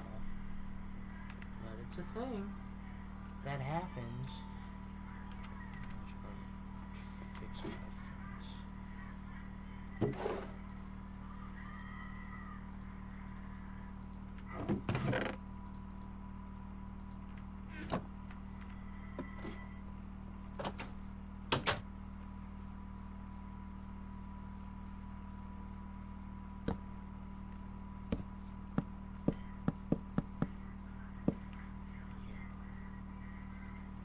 Of course I do think.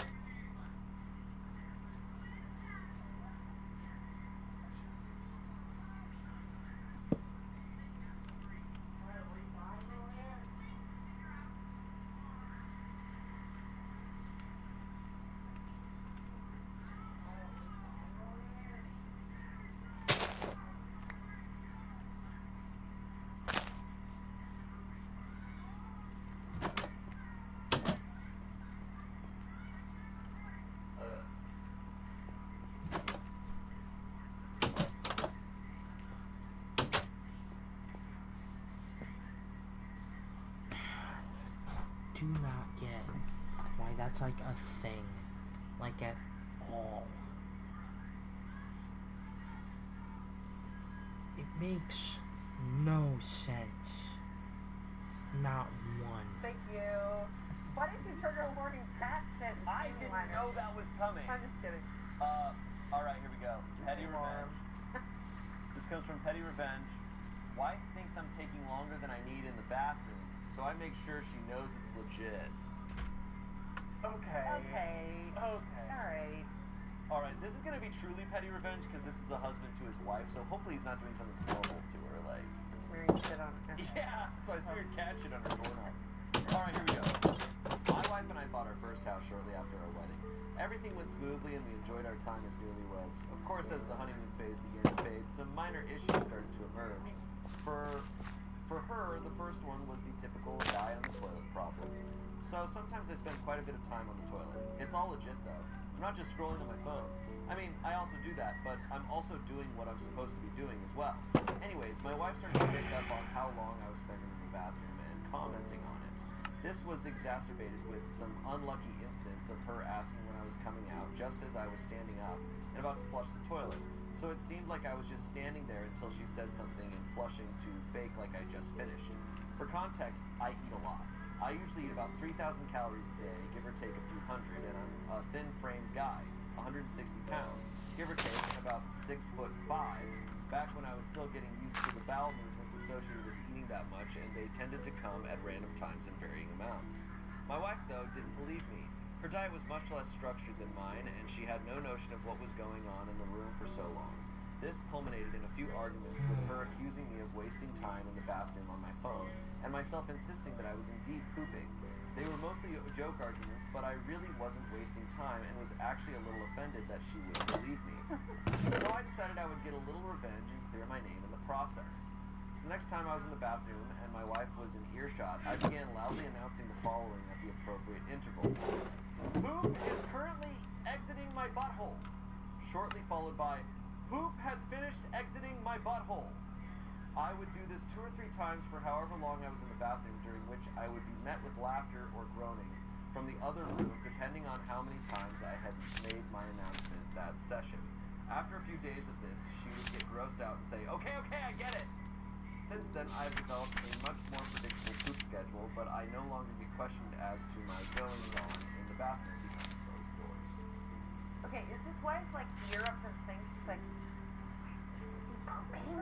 Like, what is going on I there? think it's all joke arguments. He said it's joke arguments. I think This is she's all like, like, oh my god, yeah. you're wasting your time there. He's like, no, it's really happening for 45 minutes. I know people like that. That will be. I have friends who's like that. That just will be pooping forever. Yeah, I can't relate. You know, sometimes it's like, you know, I can't relate. No, I'm one of those people. I'm in and out, and it's like done. Shane's just like, I'm just like this. I'm just like done. He doesn't even wipe jeans on. The jeans white for you as you pull them up. listen, sometimes it's like holding a cracker above a gopher hole. What the what? You're just like, you're wanting the scent in for the gopher to, you know what I mean? You gotta, it takes a minute to like coax it out sometimes. Okay, room. Okay, room of people not agreeing. A cracker over a gopher hole? Coax it out. You gotta Wait. sit there for a while. You gotta sit there for a while. What's the scent? The toilet bowl? Yeah, like the water of the toilet. The water's like, I haven't come to me. Sometimes sometimes it takes a minute. It's always shocking to me how different everyone's experience. It's just, it is hard when you have one bathroom. Like, I definitely have one bathroom. I can see that. In the comments, they say they have multiple bathrooms. So Why does I she don't know. care then? Yeah, she's just joking with them. She's just. Does he not spend enough time with her? Is she jealous of the I toilet? want to cuddle. I wish you'd shit on me. I wish you'd crack her over my gopher hole. Some comments here. Ironically, 75% of the readers of this post were on the toilet.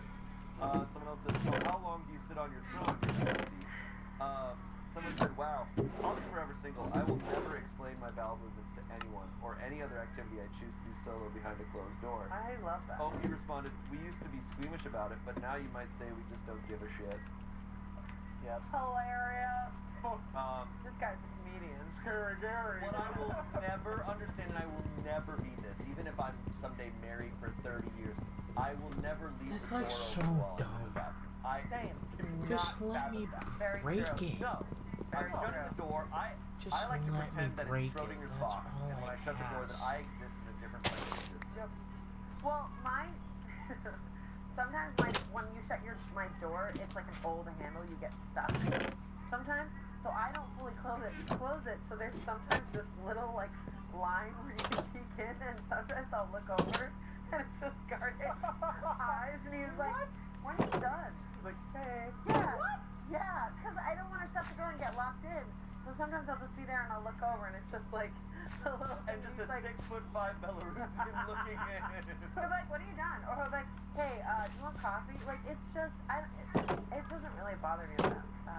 That's different than being like, you know, it's just having this Cracker is over the gopher hole. Oh, and then someone left a comment making a joke about the poop knife. Have you guys ever heard about the poop knife? yes. No, Poop knife is of course I have Poop not. knife is a legendary Reddit story. We can read it sometime. Okay. Basically, the TLDR is that someone's Yeah, I visits gotta a make a friend shield. and they have a poop knife hung up in their bathroom. That's enough. Meaning You to use cut it off. To cut like, yeah. And it's Oh, like the God family, damn the whole family's like, yeah, the poop knife.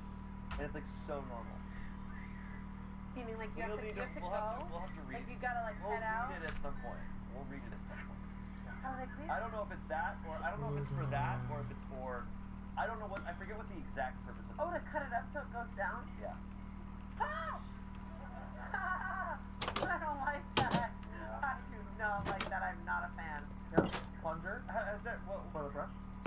well wait, Amanda, you are married. Is there any form of petty revenge that you or your husband have ever gotten on each other? Like of that level?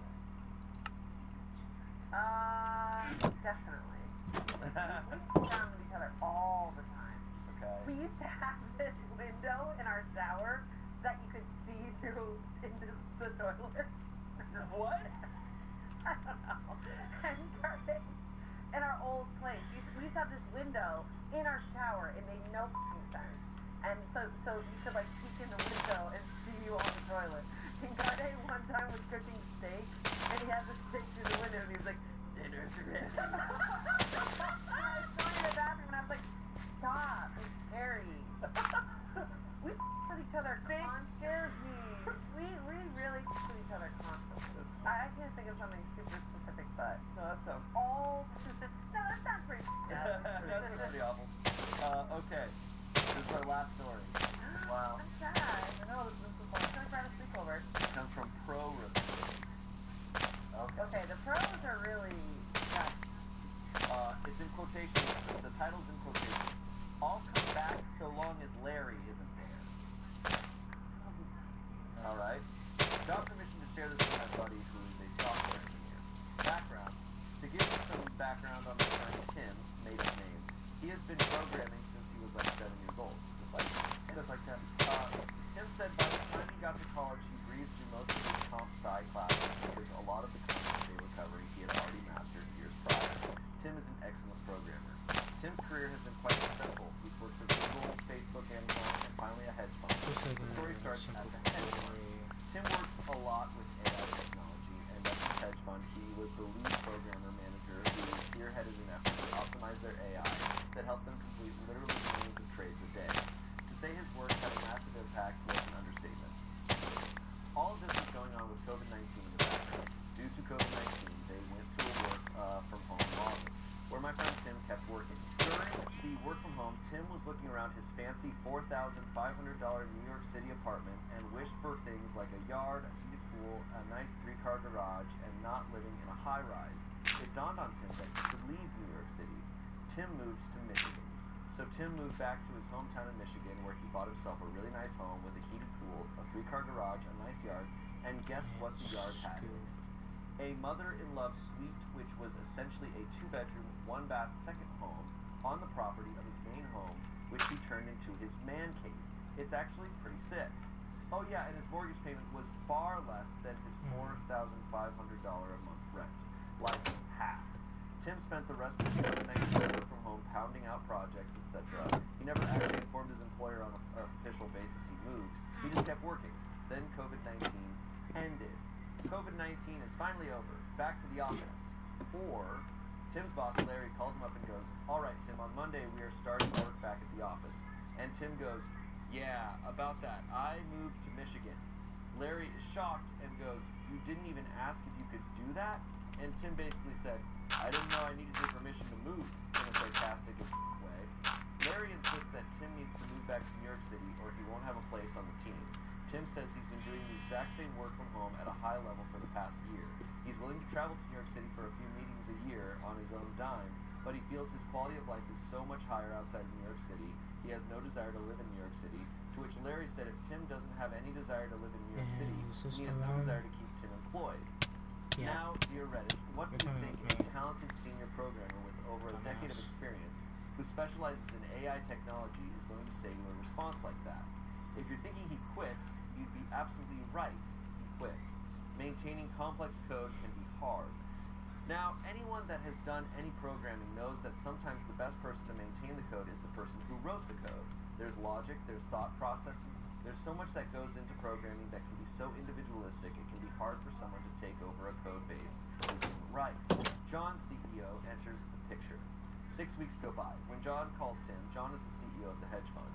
John gets Tim to agree to consider coming back, so that's when John suggests they fly Tim to New York City to sit down with John. Tim, however, flipped the switch and said, "No. How about you fly out to Michigan and we discuss this?" Tim wanted to establish that if he was going to come back, it was going to be from home, working in Michigan. And if he was going to talk employment, it was going to be done in Michigan. John agreed, and 2 days later flew out to meet with Tim. Tim sits down, and John says they really need him because he provided a whole lot of value to the organization, and the programming team is struggling. John offers Tim the opportunity to come back with a 20% pay cut, since he won't be living in New York City, and John called that a cost of living adjustment, to which Tim said, "No, I want a 15% raise above what I was earning." John sits back and responds, "The reason we pay what we pay is because we ask you to live in New York City, and we understand that it's an expensive city to live in." To which Tim says, "You pay what you pay, and you pay it because I am worth it. If I wasn't worth what you pay, you wouldn't be paying me. Now my first condition is if you want me back, it'll be a 15% raise." John goes, and the second condition is I'll come back so long as Larry isn't there. John sighs. You're asking for too much.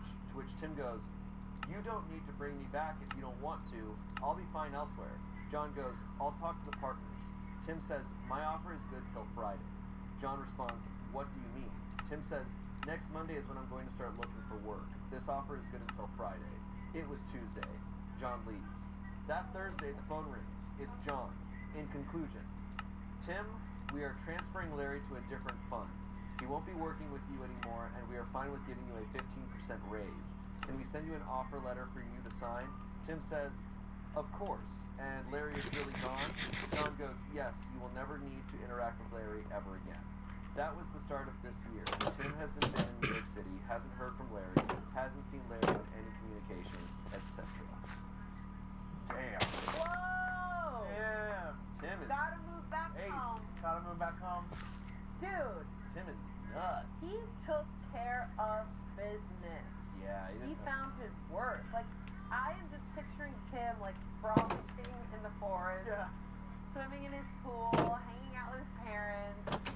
Like, hell yeah. I know nothing about coding or programming or anything, but there's been several stories in these Reddit stories where coders and programmers, if they write a code for a company, they are like, Very it valuable. cannot be removed.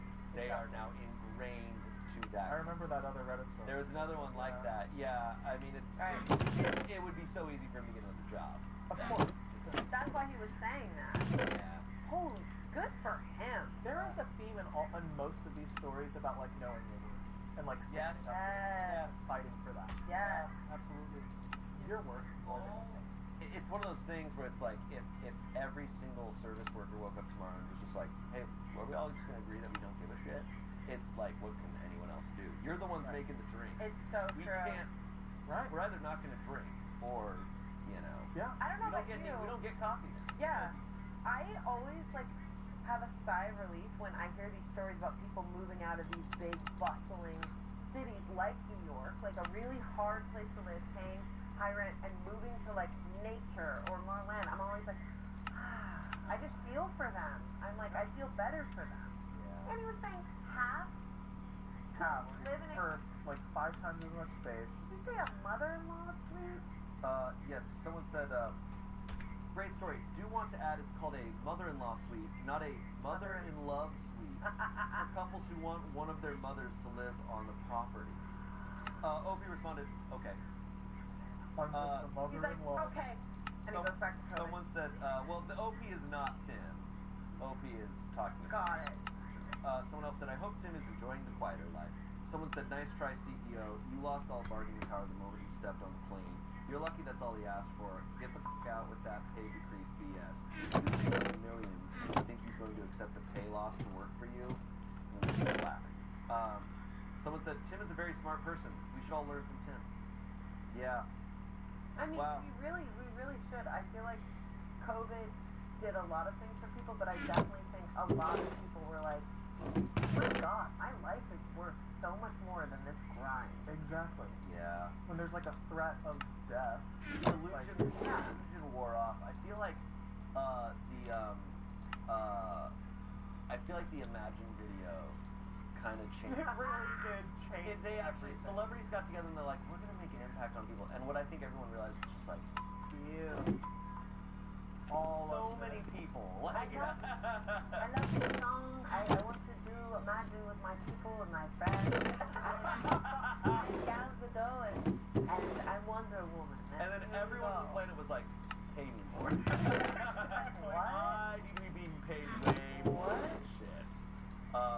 Yeah. Well, that was some good revenge. That was actually very uplifting. Yeah, I feel like empowered. Everyone, because they all won. They got the armrest. Yeah. They got the armrest and Frog went back to his little hole. And all of us, even you at home, we're all Tim. You Yes. can be Tim. We all can be Tim. And we all can be that gopher, ready to Just get ready that to munch cracker down. and come out. And never ask for 3/8 of a pump of vanilla. Yeah, exactly. Exactly. Well, thank you both for being here. Oh my gosh, you're so welcome. This is the best. This was so much it's always a ride. Thank you for watching. As always, let us know what other subreddits we Should should just cover. be like Let us know your treasure revenge stories down in the under comments here below. somewhere. And we'll see you next time. Bye. Huh.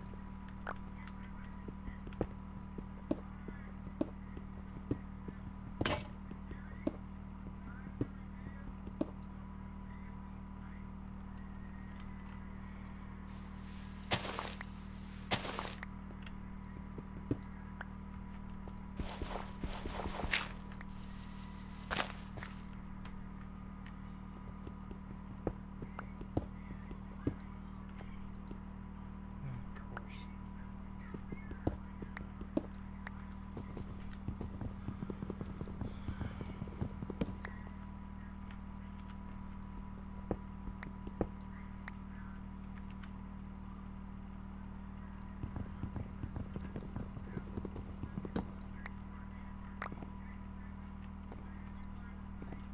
Why?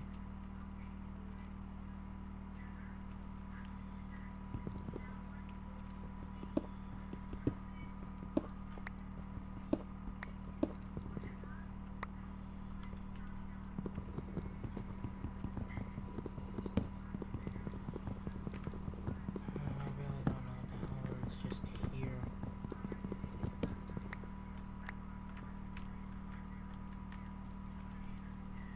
I have no idea in the slightest what's under here.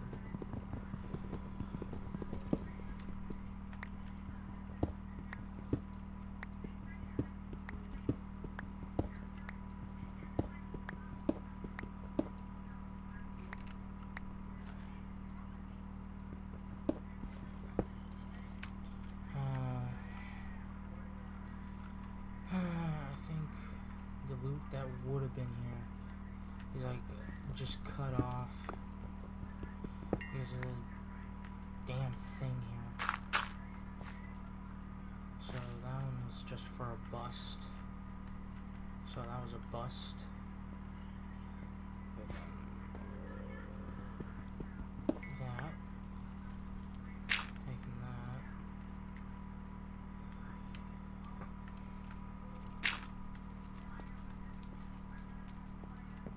I think there would have been something under there, but well, not anymore. So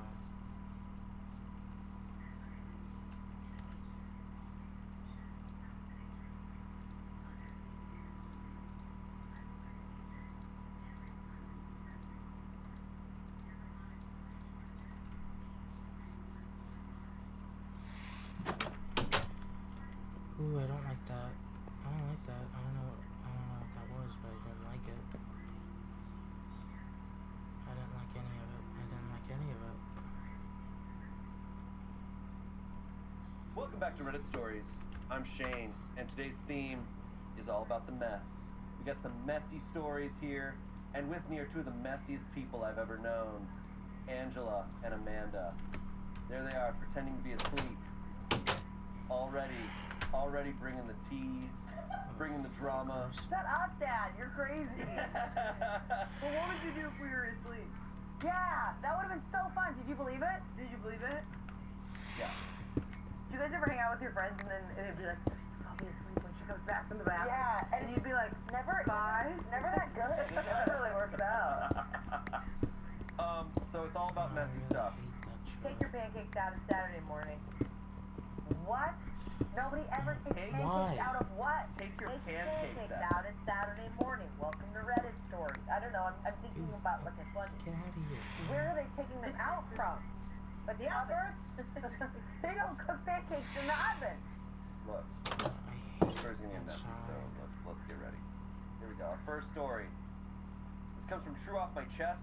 Also was posted on Spilled Spiced Tea, a Reddit I've never heard about, but I'm guessing it's for Spilled tea. Spilled tea. Here we go. Like, what the fuck I is think that? my husband's mistress thinks he is richer than he actually is. My best friend thinks I am a douche because I am keeping silent. Husband in quotation marks because we are not married legally. Throw away. Please let me vent here. He's 39. I'm 39. Mistress is 29. My best friend is 39. We've been together for 14 years, living together for 11. So much exposition. Yeah. I know. Is there 4 people? So there's 4 people involved. So she's talking about her husband. She says, we've been together for 14 years, living together for 11. He came and told me that he was in love about 3 weeks ago. I was surprised at the lack of I had to give at receiving such information. I did love him, but maybe my love has always been conditional, and its survival depends on it being reciprocated because it literally vanished the second he confessed to me that he was in love with another woman. He didn't want a separation, but to maybe open the relationship or let his feelings for her subside. I said it was over.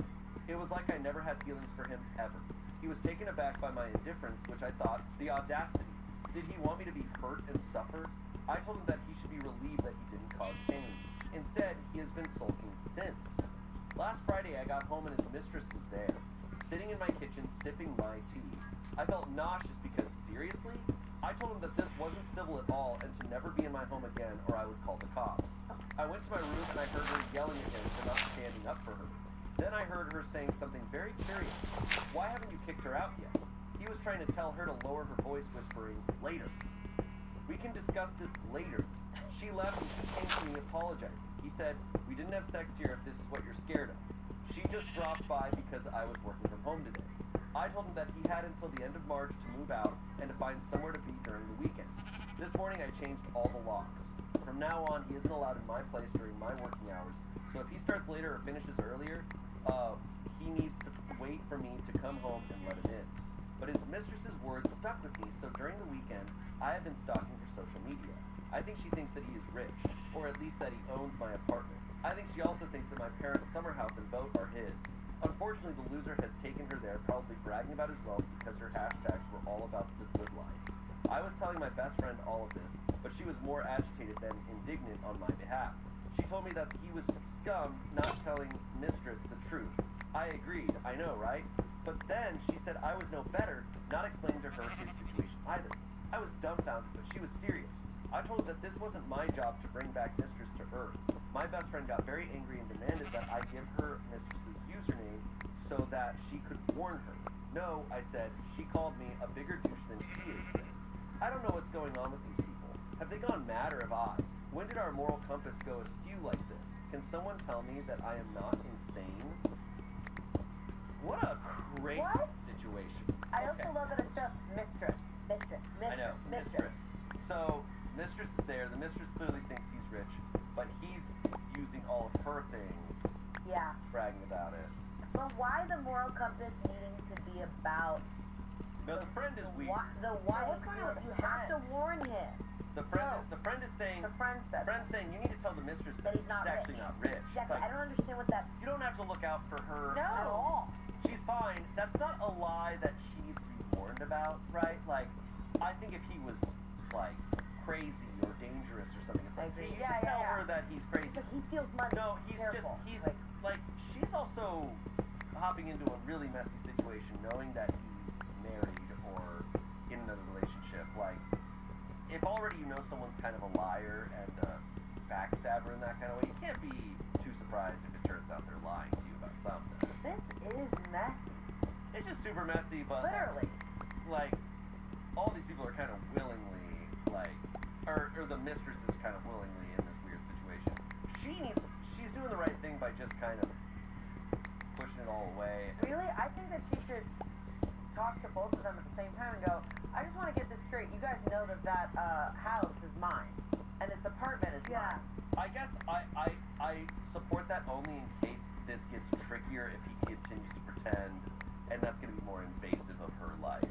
You know, she doesn't owe anyone anything, but like doing it as a means of just like. But if they're going to her Oh house, yeah, I think she's assuming that they've gone there. Maybe not.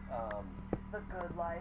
What a The crazy good is life. hashtag. No. I don't understand. She likes rich things because the hashtag she The uses. good life? I've never understood. Like, there's lots of times people don't understand. They don't know that they are the other person, right? Yeah. I'm like, okay, I understand that. But to willingly go and be like, oh, this person's married, and I'm with them, and I'm gonna be in a relationship with them. I Like, think- that's, to me, I've always thought that's a little crazy. Me too. Yeah. Sometimes it's not the person, it's not the mistress's fault, but that person that they're dating could make them feel like they're the It's only just one. kind of really love bombing them, telling Or them, just oh, like you're manipulating actually them, the being one. like, I don't, like, give me another month or whatever. Yeah. I'm gonna leave her.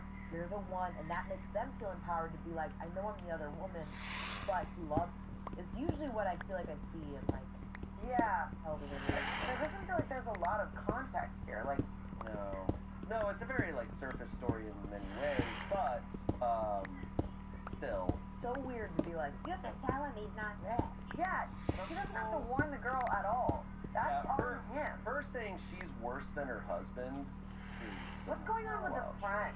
Friend's weird. The friend needs to take a shower. Wait a Messy. Is the friend friends with the mistress? You know, she sounds like she's got very strong morals in her own way, and she feels very strongly about it. That's fine to believe that she should tell the mistress, but to say you're worse than your husband who's literally having an affair and all this stuff Did is. the friend have an affair with the husband before? And maybe she was like, I fell for the boat. Yeah. I don't want her to She's fall like, for wait, the that house is yours? Bunch of comments here. If the other woman had been completely unaware he was married, telling her would be the right thing to do. However, she clearly went into this relationship with your husband knowing he's married. So fuck her. She can find out the hard way. OP responded, oh, she knows who I am since she works with him and he wears a wedding ring. Someone else said, your soon-to-be ex-husband sucks, and honestly, I don't think that's your friend. Imagine sticking up for the mistress rather than trying to make you feel a bit better. Whether or not you are devastated, you may end up feeling it later on, or not at all, but regardless, your friend should be there for you. I'm sure you're getting your ducks in a row. I'd reconsider this friendship if I were you. The audacity of your husband to have his mistress there and her delusion thinking he could argue with you about it. They can live in squalor together. Opie said, yeah, I was actually very hurt by her not being indignant on my behalf. It stinks. I have always been on her side during all her breakups since we were teenagers. Damn her, really. It stinks. The Yeah, last time I said it stinks. it stinks. That seems messy. Lastly, someone said she was upset because she actually believes she has already won. He told her it's his apartment and that he will be kicking you out ASAP. She thought she was sitting in her new apartment at her kitchen table. She actually thought you were the outsider. I can't wait for her to find out the truth. Please update us when this shit hits the fan, and congratulations on standing up for yourself. This is the most satisfying post I've read all day. Whoa. I will say it's interesting her talking about like as soon as she found out he was having an affair, she's like, I just lost all feeling and I don't care. I'm like, that is like a What is that about? that is a real response that some people have, but it's like that's gonna hit you eventually, probably. Well, it's hitting her.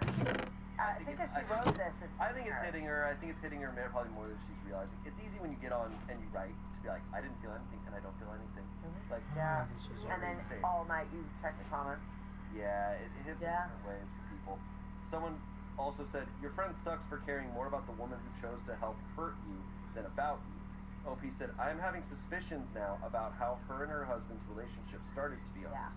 He was married once before, but from what we understood at the time, he was divorced way before she met him. Now I'm not sure, or why would she be so empathetic to Mistress? The best You're friend is so his ex-wife. No. No. The wife used to be a mistress. No, the best friend. Hey, this is messy. No. We're gonna figure this out. No, sorry. The OP is saying that her friend, her friend's husband was married before, so she thinks her best friend might have been a mistress. At one point. Wait. Oh. Her best friend is relating to the To mistress. the mistress, so it's not as complicated as we made it. Yeah. No, that's what she's saying. She's like, oh, maybe this was a situation she A went mistress through. knows a mistress. Yeah. A mistress A supports mistress a can mistress. find a mistress. I can't wait to figure out what mistress's name is. Yeah. Yeah. Yeah. Messy. Very messy. Very weird. Wow. Update? No update. What the hell? Yeah. Get out of here. But guys, we're moving on to. Oh, we're moving That's on it? to it. That's To a hitter? Wait, what were we moving on to? As someone who's been on Reddit a long time, these types of posts I have seen all the time. Oh my god, here we go. It is a tale as old as time on Reddit. It's a tale as old as time, I think, in general. Unfortunately. Here we go. It comes from the subreddit Today I Died. Oh, Guys. Stupid idiot. No, it's a tale as old as time. Get ready. Today I f***ed up by agreeing to a threesome with my best friend. Last time. That's Disney. I truly, Threesomes. I have seen this post, similar types of posts so many times, and they're always so similar that the comments are all at this point just like, well, here we go again. It's a couple bringing in one of the best friends. Let's see, because it's, Let's see. I mean, it No, might be no, I think this is different. I Might think be this- messier. I think this somehow might be worse.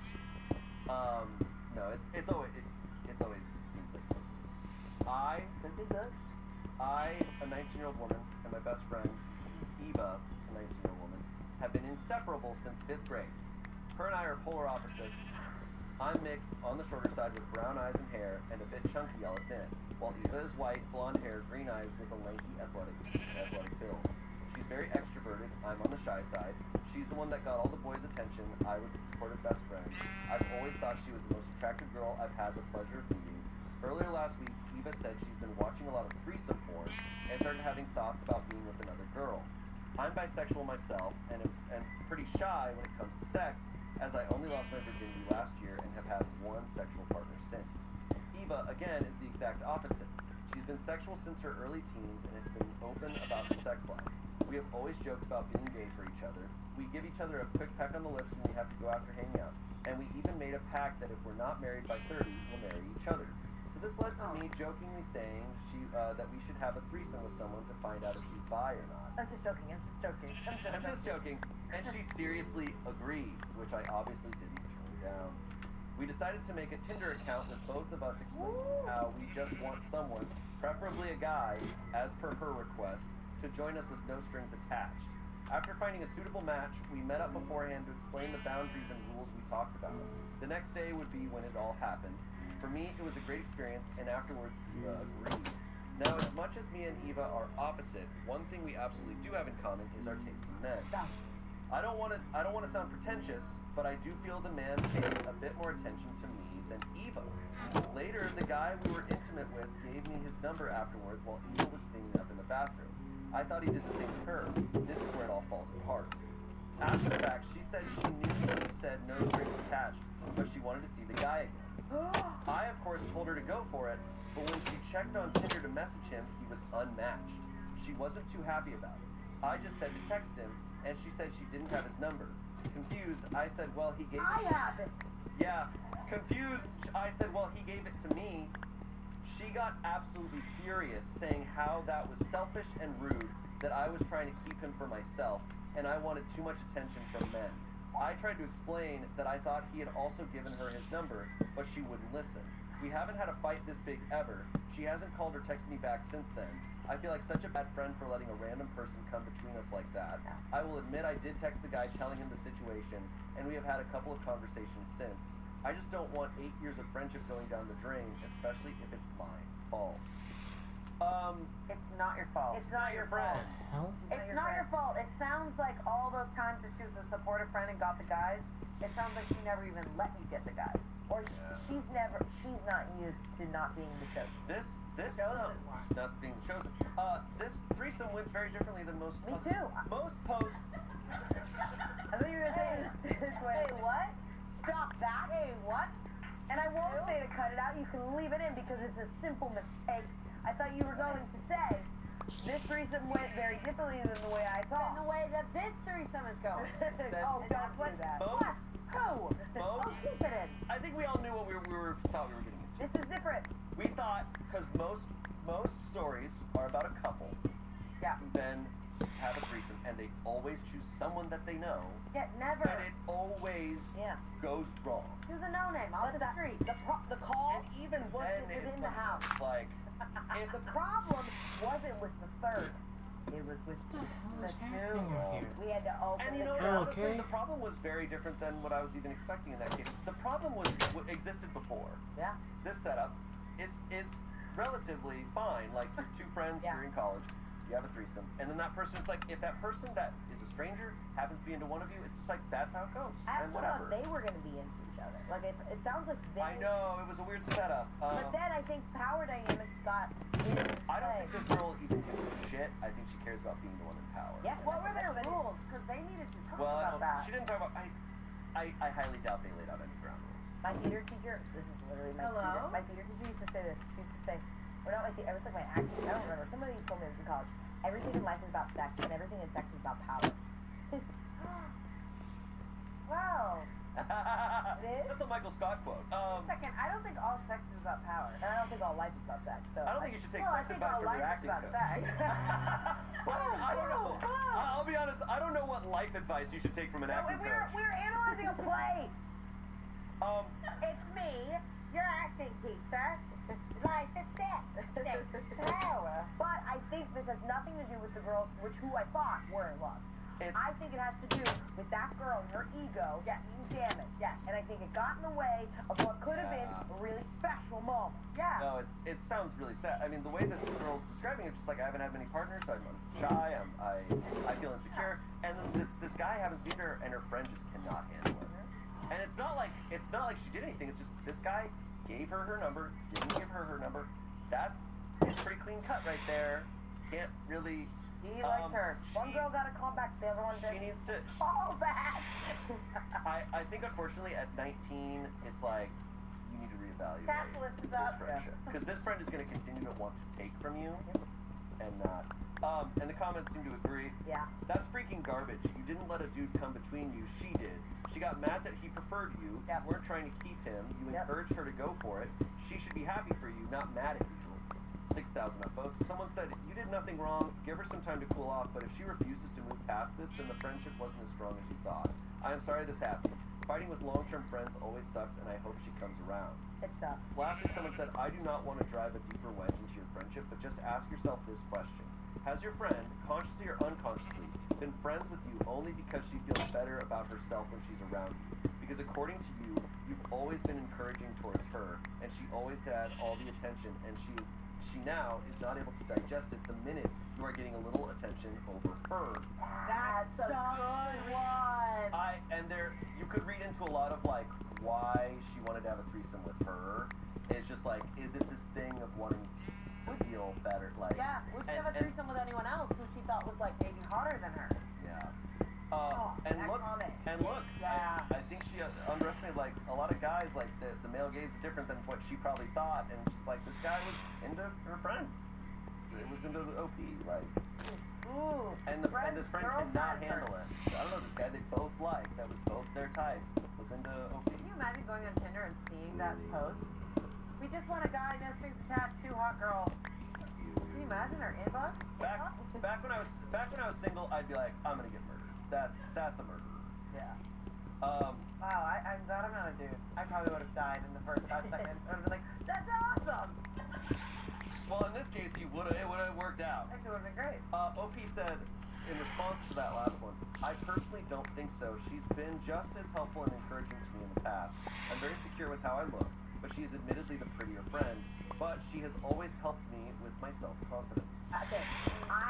So I'm thinking a lot here. Yes. Where sometimes, and I wonder if this works in male friendships too, but in female friendships, I've noticed sometimes there's, or just any friendships. I'm sorry, it has anything to do with that.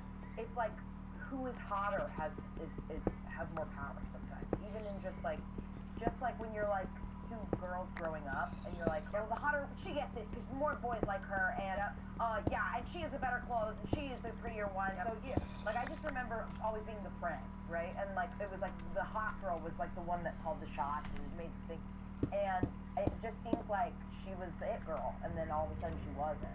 Yeah, I don't relate, but I never had those types of friend dynamics. Yeah, I think it was like Girl World in high Girl school. World. And it was just Yeah. like rough. It's not just in high school. Yeah, in college I too. think a lot of people are. I think it could be. Yeah. It's not as like much now, but it's definitely. Yeah, that's it. I always had groups of friends that were boys and girls Yeah. when I was younger. I think that was in the acting world. There was so many girls that like I was friends with a lot of girls, so the dynamics was not Shit. I never had like two bros that I hung out with. But it is a little bit like Mean Girls, like, where it's like the hot one kind of, it's Get in, loser. we're going shopping. Like, Yeah, it is a she's the little, one who owns the car. yeah. Or people Yeah. who went to high school attractive. Sometimes just start life being like, I'm incredible. I think also if you get that type of attention in high school, it builds this confidence that not a lot of people get to build at a young age. So when you start to build it, it's so strong that when you have a friend who doesn't necessarily have it and kind of attributes their confidence to that friend, they almost feel like they owe them something. Yeah, well, there's a difference between Interesting, confidence and ego. If that girl Yeah. is confident, having a guy not like her and like her Agreed. friend shouldn't affect her well-being. That's and her, true. Like, she should just be like, oh, I'm still attractive, cool, and awesome, even if this guy I was into doesn't like me. It actually feels like Right. she's very insecure. Yeah, it and sounds not like confident. it's actually, All of her value is in men who like her, whereas this girl is like, I'm enjoying my life, I'm enjoying my friends. She's starting to build her confidence in a healthy way. yeah. Yeah, it might also be a thing because I also think what happens probably with people. This is really reading into it. I have no proof of this, but as you get older too, I feel like things change, and like maybe throughout high school when they were teenagers and they were really young, she was the prettier one. But now they're 19, they're 20. Like as they're getting older, maybe she is more attractive than she realizes as she's becoming an adult. And like Yes. she's not seeing it, but her friend has to accept that too. I don't know. She's probably owning it. She's probably just like owning herself, and that's probably what's really attractive about her. Yeah, In high school, it's not just like in high school, it's like looks. I feel like it's as you get older. And like I said, this other girl may be prettier by whatever standard, but she's not this guy's type. Like, Yeah. so. It's like such a young, limiting mindset to be like, there's one type of attraction. Exactly. And then, like, I think It's very you grow up, silly to and you're like, wait, all my friends, there's not the hot one, we're all hot, right? It's like that, we're all adults, we're all great, and it's not like this young, like, very childish way of thinking. Yeah, for sure. Anyways, messy. No update? No update. I mean, Daniel. hopefully it all. I wanted to I know. wonder if some of these aren't gonna happen. Yeah, but I'm gonna ask him. Cool. I'm gonna ask every time we get Our next story comes from the Two Hot Takes subreddit. Our friend Morgan asked her over at Two Hot Takes. We love it. X lied about having a child, and I'm being called heartless for not staying with him in his time of need. Did he lie about being a dad or not being a dad? Yeah. I, a 24-year-old woman, Okay. met my 26-year-old man, X, last year, and we started dating in December. This was posted in May 10th. So they met and started dating in December. Before we started dating, I told him that I did not want kids, ever. I don't want the responsibility of a child. My mom still hasn't accepted it, and I'm always told I'll change my mind, but I've never felt maternal. I've known since I was 16 that being a mom/parental figure was not for me. People always tell me I'll change my mind. He asked if I would date someone with a child, and I told him I would not date anyone with a child because that isn't what I wanted. He agreed and said he didn't want kids either. Things were great until about 2 weeks ago. I spent the night over at his house for the first time, and he seemed really fidgety with me being there. Uh-oh. Kept going into a different room calling someone. I asked if there was anything wrong and he said no. I went to his kitchen to get a drink and I saw a... Sippy cup? I went to his kitchen to get a drink and I saw a Capri Sun? leveled up to dad mug, and it had a controller with a mini controller. I asked him if it was his and he just broke down crying. I was genuinely so confused. He started blurting out that his ex-fiance got it for him when she found out she was pregnant. She had their baby in August of last year, but she passed away during childbirth. So the baby is almost a year old, but he likes me so much because I reminded him of her, and he really likes me and thinks I'd be a good mom because I'm a nurse, so I have some maternal instinct in my somewhere, which I don't understand how that translates. He says he was lonely and stressed out, that this was the first night in months that he hasn't had his kid with him. He always told me he had to be home from dates by 10 because of work. He gets up at like 6 a.m. I can't even describe how confused and weirded out I was. Not only that he hid that he had a child, but that he was really only with me because I reminded him of his fiance, and he wants a replacement for her. I told him I'm sorry about what he was going through, and it must be hard to be thrown into being a single dad and losing his fiance, but I am not going to be a replacement for her. I told him he should probably seek therapy to deal with it because he is still grieving. He tried to go on saying this is why I'd be a good mom, and tried to show me a picture of his son. I told him I had to go and we would talk soon. I took a day to myself and then asked him to meet up so we could talk, and he brought his son. No. I told him he was a really nice guy and he would make someone happy, but I couldn't be with him because I told him my stance on children. He lied about having a child, and I felt like he wanted me as a replacement for his fiance. I told him he needed time to grieve and heal. He tried to beg me to rethink, but I ended it and left. We met through a mutual friend, and I guess he told her, and she said how could I leave him in this time of need, and she picked me for him because I was similar to his fiance, and I would be a good mom if I just had the chance, and this was it, and how could I ever be a real woman if I don't have kids? We are no longer in contact, but sadly I do have to work with her because that's how we met. I don't know why I told my mom this, knowing how she feels about me not having kids, but I thought she would be on my side, or at least give me comfort. I was wrong. She said the same thing pretty much, that he was vulnerable with me and I should try to make it work, and how could she have raised someone who lacked? Damn. This story is making me boil over. These people that are putting this on this woman, of like, Yeah, this is you're great. not a good woman, you're not a good person, how dare you give up on this possible experience? The fact is, she was very clear about what she wants. Yeah. Regardless of judgment of her, she's Yeah. very clear, and he lied. It's so unfortunate that he lost his fiance. That is so heartbreaking. But he did lie, and he keeps saying that she's a replacement or reminds him of his fiance. That's some Black Mirror shit. I wonder, here's, That is also horrible. I wonder if she put her foot down about anything that wasn't a child, that wasn't what a woman should want, if they would push. Does that make sense? Like if she was like, I don't want to live in Europe, or I don't want to, like, I don't know, like her putting her foot down about not wanting to be a mom, I think is not respected, because they think all women should want to be moms. I just feel out of- That is so biased and bad. I just not believing her, and just believing that all women are just... And no matter what, she's allowed to want whatever she wants, and at the end of the day, I would never want to go into a relationship, even if I did like the kid or whatever, knowing that he lied. Yeah, And knowing no. that I remind him of his No. fiance who was passed away, never live up to that. Ever. If she was my friend, and she was like, if in a different situation, she was like, I want kids more than anything else in the world. And she's like, and I met this guy, his fiance died in childbirth like 5 months ago, and he says I remind him of his ex-fiance, or his fiance just passed away. I'd be like, do not get into that situation.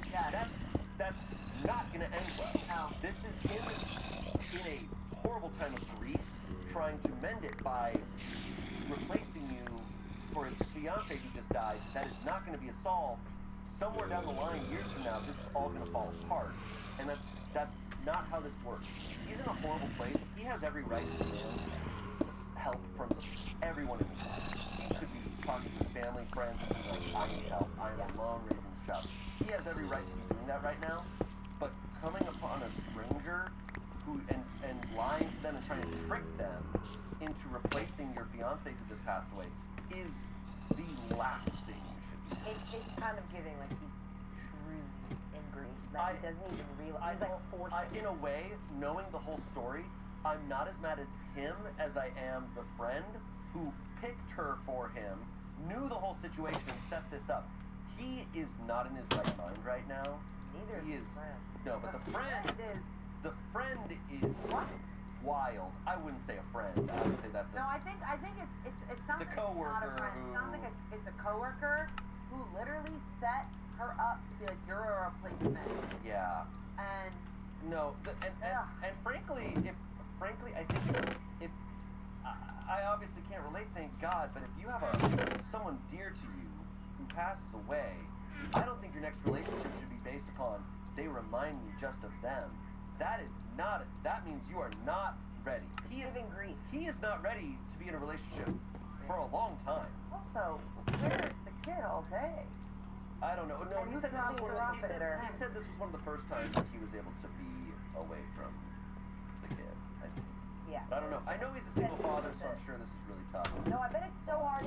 And I bet hard. his friends, like this friend, whoever that person is, just wants the best for him, and they're like blinded by how bad this situation Correct. is. That they're not thinking about outsiders that are also have lives. But the sheer fact is that she explained what she needs. Yeah. She explained that she was lied to, and then people are now against her. It feels almost like a bit of a Messed up. witch hunt. There's no circumstances where you're allowed to lie and manipulate, right? He's in one of the worst situations a person could be in. You still don't have the right to lie and manipulate someone. I think I'm just triggered by the less of a woman thing. I think it's really triggering because it's like all women can't have babies. So stop making that a woman thing. All women, unfortunately, some want babies and some actually physically can't. So I am so sick of people putting that pressure on women. It's like, well, don't give up this opportunity. It's like, well, maybe I don't even have the opportunity. Right. Like, I'm just like, And it's stop talking about having babies as like a normal, casual thing when a lot of people struggle to even have them. And you don't even Yeah. know what's going on in someone's life. And even further, I think it's because obviously like this would be her, not her biological child. I think it's this societal pressure of like, you're a woman, you need to take care of other people, and it's like, It's like damn, a man was vulnerable. It's like, he won't do that often. The bar Jump on that.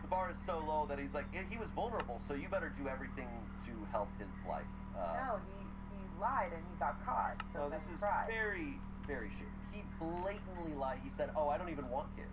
I don't even like." He's fully lying to No, her. he's deep in grief. They right now. tried to fully like horror movie trick her into this situation. Or in his brain, he's like, I can take it back. I can rewind time. I think make he's this not go well. back. Right He's now. not well. Fill this void quickly. He's not well, and yeah, that's understandable. I feel bad for the kid. I feel bad for the whole situation, but like I said, there's no situation where you can lie and manipulate someone.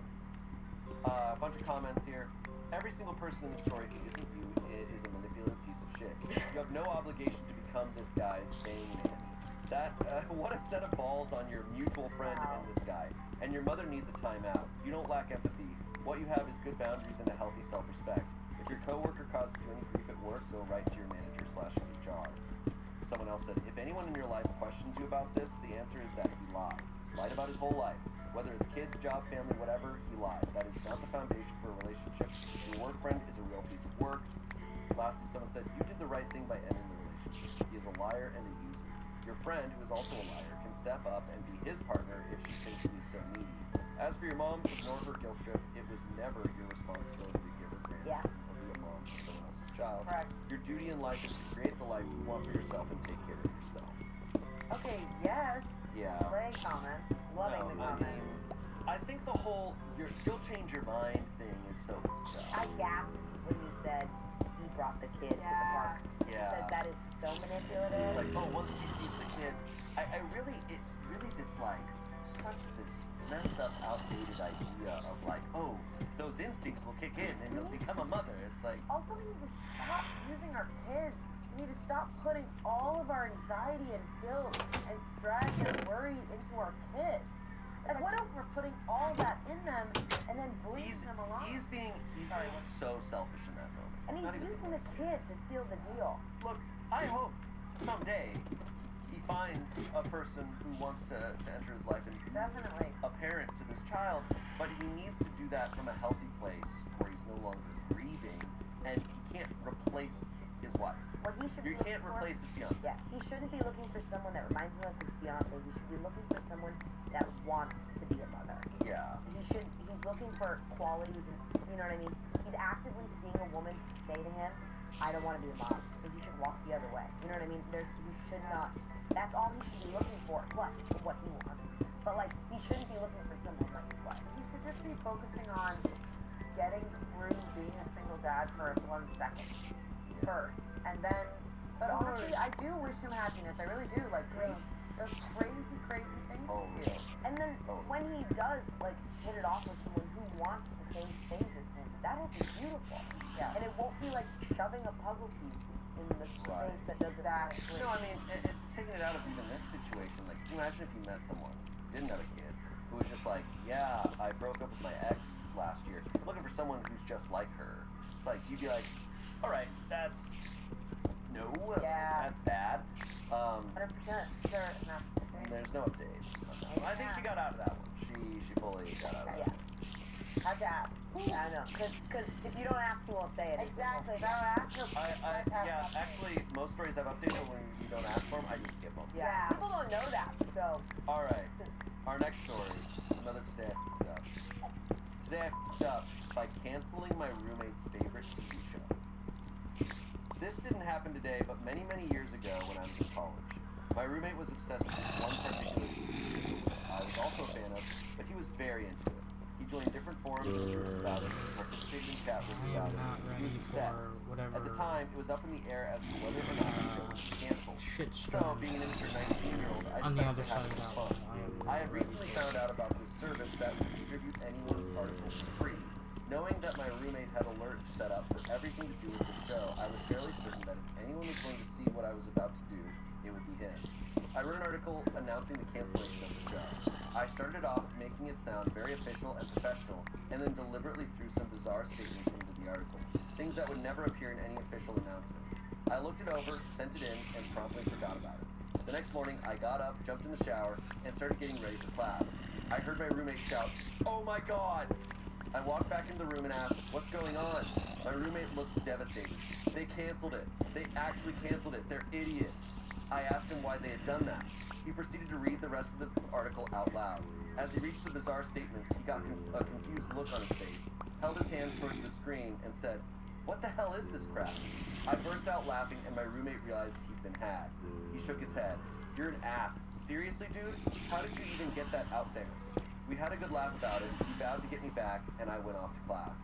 Later that day, I walked into our dorm, and I my have roommate had no a huge idea what grin the on his hell face. that is. "Congratulations, dude. You're famous," he said happily. I don't want to "What did you figure do?" it I out. asked. "Oh, I didn't do anything," he replied. "This is all your doing." He sent me a link and told me to open it up. The link opened up to a post on one of the fan forums of the show. I am The not subject even was the going show's to. cancellation, and the post was a direct copy of my fake article. Below, people were reacting with devastation and pure outrage at the network's decision to cancel the show. They had overlooked the bizarre statements and had taken the fake article as an official cancellation of the show. I couldn't believe that it had spread so far. I read page after page of devastated fans mourning the demise of their favorite show, and then the mood shifted. The creator of the show posted on the forum after he was contacted by several fans. The post was along the lines of, "Well, I hope we're not canceled because I'm at the office and working.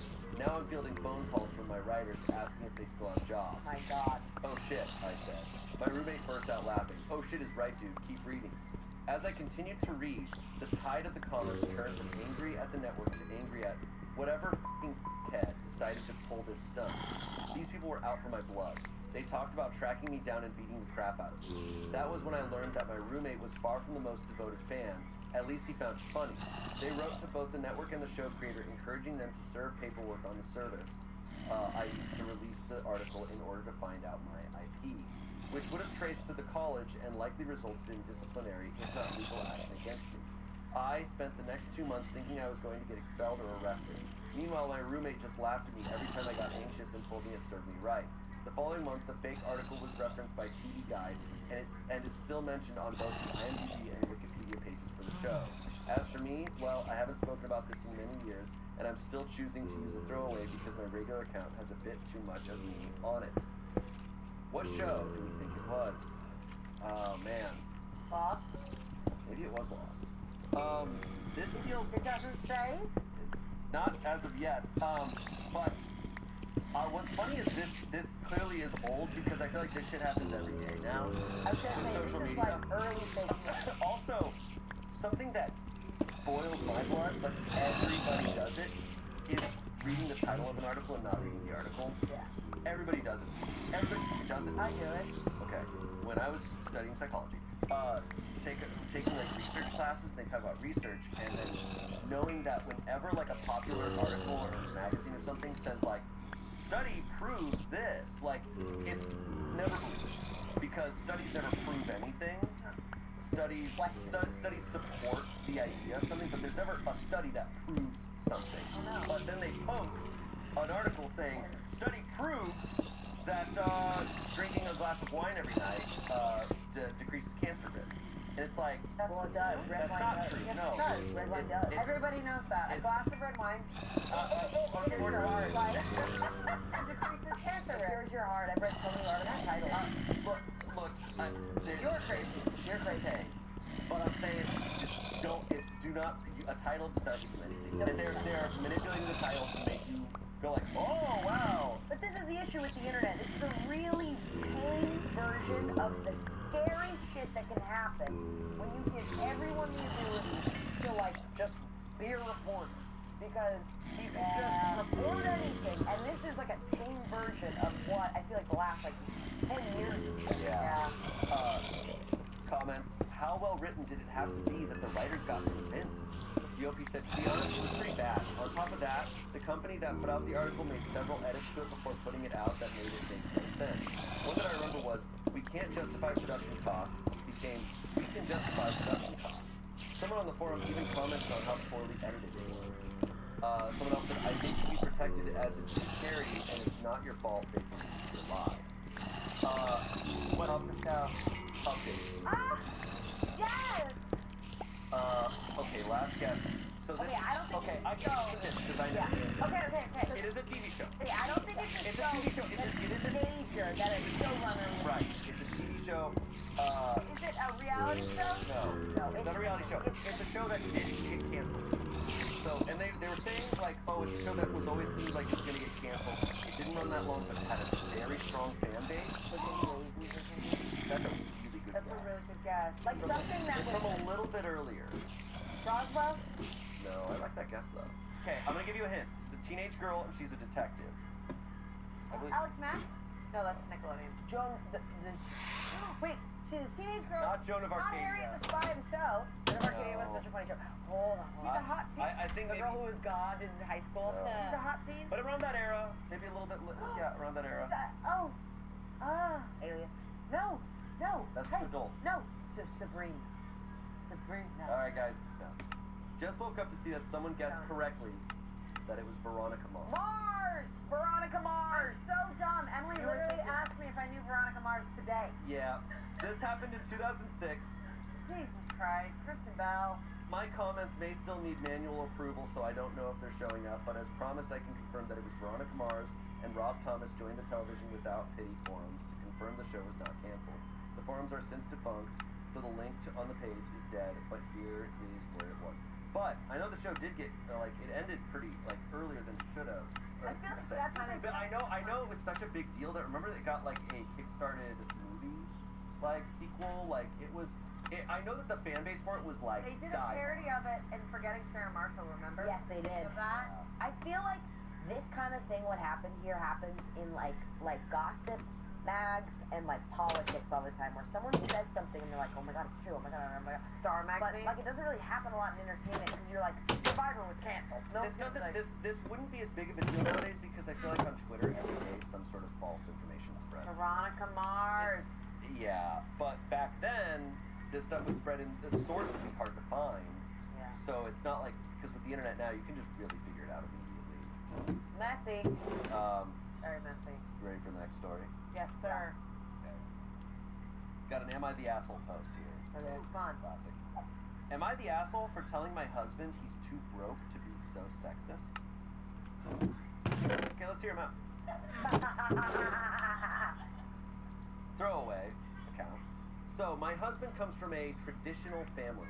Mom's a stay-at-home mom, father was a sole provider. I come from the opposite. My mother pretty much forbade me from ever being financially dependent on a man and drilled that into me early on. My husband worked hard to unlearn the values he saw replicated at home. He, often more than pulled his weight at home, was an engaged and present father and a genuine partner. The one thing that grinds my gears is how much weight he puts on the opinions of his family. I get that we all want our parents to be proud of us, but this is too much. My in-laws are staying with us for 2 weeks. Our usual MO is I prep breakfast, we all eat lunch at work/school, and my husband makes dinner. We have a cleaner, but she's on holiday, so in the meantime we're do-it-yourselfing the cleaning, where it's down to everyone to keep their space clean, and common spaces to be all clean. This is how we've always done it, and it works. My in-laws hate that I'm one of those modern women. They hate that I work, they hate that I don't find my purpose in being a wife and mother, and they hate that my husband holds his weight at home. No. We spoke pretty frankly early on, where I established my boundaries and told them I won't be chastised about how I live my life in my home. When I am a guest in their home, I accommodate their ways and play the daughter-in-law they wish I was. They have, for the most part, respected this. I got home yesterday after work, tired and starving. I typically get home 6:15, 6:30, and we eat at 7 p.m. I said quick hellos and ran up for a pre-dinner shower. When I came down, I went to the kitchen to help set up for dinner and found nothing ready. I asked my husband about it, but he wouldn't look at me, and his mother answered that he hadn't cooked anything. She told me I needed to do my duty as a wife and cook for my family. My coward of a husband still wasn't looking at me. I just walked away and ordered takeaway. I dished up for me and my kids, and we sat at the table to eat. My husband and his parents served themselves and joined us. My mother-in-law was still going on about what was wrong with me and why I was a failure. I asked my husband if he had anything to say. He said his mother had a point and it wouldn't hurt if I acted more like a proper woman and took better care of my home and children. He said tradition was tradition for a reason, and it was kind of insulting that I thought I was too good for how he was raised. This is where I might be an asshole. I told him tradition won't allow a man on $35,000 to support a family of 5, and he was too broke to be so sexist. He looked hurt, and I saw tears welling in his eyes. He excused himself from the table. I regret saying this in front of our children, but him saying that to me after I'm busting my ass to clean up his mess, on top of having to deal with his parents, was too much for me. Am I the asshole? Nope. You are not the asshole. You're asking your husband Especially, yeah, in front of your kids saying, yeah, I wish you were more of a proper woman. Like, that's It's so gross. crazy. It teaches them something that they've discussed as a couple that they don't want to teach. I'm already pissed at him for tolerating his mom's behavior in front of, like, to his wife and in front of his kid. Yeah. Like, that already sucks that he's still like a child. Did the mom say, don't cook? I guess so. Until she gets home. Yeah, what was he doing? Just sitting there? He was like, well, she's gonna be so mad. It's like, dude, buck the up. Yeah. Was he just like reading in the other room? Like, what are you doing? I don't know. Yeah. That would make me so curious. Her response is not an asshole response because he was already such an asshole to her. Yeah, I mean, no matter what, like, I guess it is assholey to, like, demean someone for how much they make. But he did But, yes, but It beat her absolutely to it. is. You beat her to it. Like, No. She matched his asshole. yes, but it feels like she spoke out of anger and spoke because she was pushed from a long day. Yeah, because she said that because she was so pissed. Like, sure, she said an assholey thing, but he's an asshole. The ultimate reality is the nature of the economy and salaries and how expensive everything is, and how hard it is to make money nowadays, does not permit that traditional lifestyle that Exactly. mom was used to. Well said. Yeah, We're correct. not limited to multiple income households nowadays to even afford rent. Correct. But in this situation, where it's just about pettiness of what they're doing, like, he had every right to be an asshole. You don't always have the luxury to be a stay-at-home person. I don't know how anyone. The modern woman, it's like, what do you mean? That's the world we live in. You literally, one of you has to make so much money for one person to know. And also, I'm so sick of, like, women doing these things and getting, like, blamed for it and chastised for it, where it's like, if he was out working all day, like, he would be so pissed if there was no food there. It's just working all day. This feels like the mom. Oh yeah, no, I mean, these older generations don't understand the world. Also, buzzkill that your mom is like taking over and you're whimpering in the corner. Like, to be honest, as a wife, I'd be like, you can sleep outside, girl. He's a little baby. Not cute. Like, He's simply a little baby. it doesn't make you look less than when you're getting dinner for your wife. It makes you less than when you listen to your mom. Exactly. While she acts like it's the 50s. It's okay that you make less and are making dinner. Like, what? That's hot. That is a man. That sounds hot. The fact that you're whimpering behind your mom is like, yikes. Yeah, pathetic. How is this still happening? Comment. Oh, it's prevalent of his parents. It's that- so gross. Yeah. Comments. Sucks the kids were there for it, but you deserved worse. Not the asshole. Should have ordered only enough food for you and the kids. Opie said, I wanted to, but I couldn't quite bring myself to do it. Someone said under that, I love that you ordered enough. You did your duty and fed your family. Yep. So they can't be mad. And you did it as an income provider also. It's like a double kill them with kindness kick. That's what's also crazy. Like, the mom knows she is also working a job, but also expects her to still do this. It's also a sick life, dude. My mom was always working and always came home late and had the best cook out for us. And we'd be like, yes, we got CPK! Instead of like meatloaf, Yeah. freaking El Pollo Loco. It was awesome. That sounds amazing. Someone else said, curious, what is your salary contribution compared to his? I would find it even more hilarious if you are the main breadwinner. He had the nerve to say that to you. She said, I am the main breadwinner. He hasn't always earned so little. He made some bad decisions, nothing illegal or immoral, just stupid, which cost him his job and savings. This is what pissed me off more, that I'm working hard to cover the shortfall while he works on getting back on his feet, and he has the nerve to say that to me. Yeah. Damn. I think he is also speaking from like anxiety and insecurity and fear and pain because he doesn't feel good that he f***ed up and is earning less probably. But it's also like, dude, like let go of your pride and ego right now and just, this is our home. Yeah. So many men's insecurities leads them to want to belittle their partner in the hopes that they feel small and will Yeah. realize they are so Sad. But I'm like, if you do that, you're gonna eventually push your partner away. Like, she is closer to divorce than she probably was before because he tried to do this to her. Yeah. The mom is feeding his deepest, darkest insecurities, and she's validating those insecurities for him, and is like, you gotta tell her. Because the thing is, what's tough is like, I want to say the mom's a villain, but she's not. That's the way she was raised. That's the world that she was in. But it's That's up all to she him. knows. It's up to him to protect his He marriage. has to change. Yeah. His mother, it's like when they got married, that's a them issue. Like she has no say in his wife's finances or the way she lives her life. It's up to him to set boundaries and protect his family, and they're going to be doing things differently. It's all ridiculous. It's amazing how much comes down to cooking. Like, I've pointed out a lot about how many men believe they should not cook at all is so wild to me. Because they grew up and they never had to cook. And just never like, had to put their but also kids this away. like resistance to it. This belief of like it is morally wrong to do it is crazy to me because like, I don't know, like when I got really into cooking, I almost, in my view, I think it's just a general cool thing, but I always feel like it's like when I'm doing it, I'm like, oh, I feel like a man when I'm Like you're providing. Yeah. I just feel you feel like such an adult. I don't view it as a gender thing, but No, I think if anything, moving forward, I feel like it's such an opportunity for families to do it all together. Show love. Like feeding your partner and your family is the definition of like protecting and providing and showing love. Lastly, someone said, I don't even think it has to necessarily be some horrible thing that the kids know the family can get by on dad's salary alone. Not being able to support a family of 5 on a single income is nothing to be ashamed of. I hope Opie explains that to the children, and her husband for that matter. Frankly, the real problem here seems to be that the husband is a bit of a pushover, which is particularly problematic when he's around his bulldozer of a mother. Husband needs therapy, mother-in-law needs to back the off if she wants to continue being welcomed into their home. I also wonder what this situation was, just stupid thing, which cost him his job and his savings. What I feel bad for the kids is that they're seeing this situation where their parents are like throwing these insults at each other instead of communicating effectively.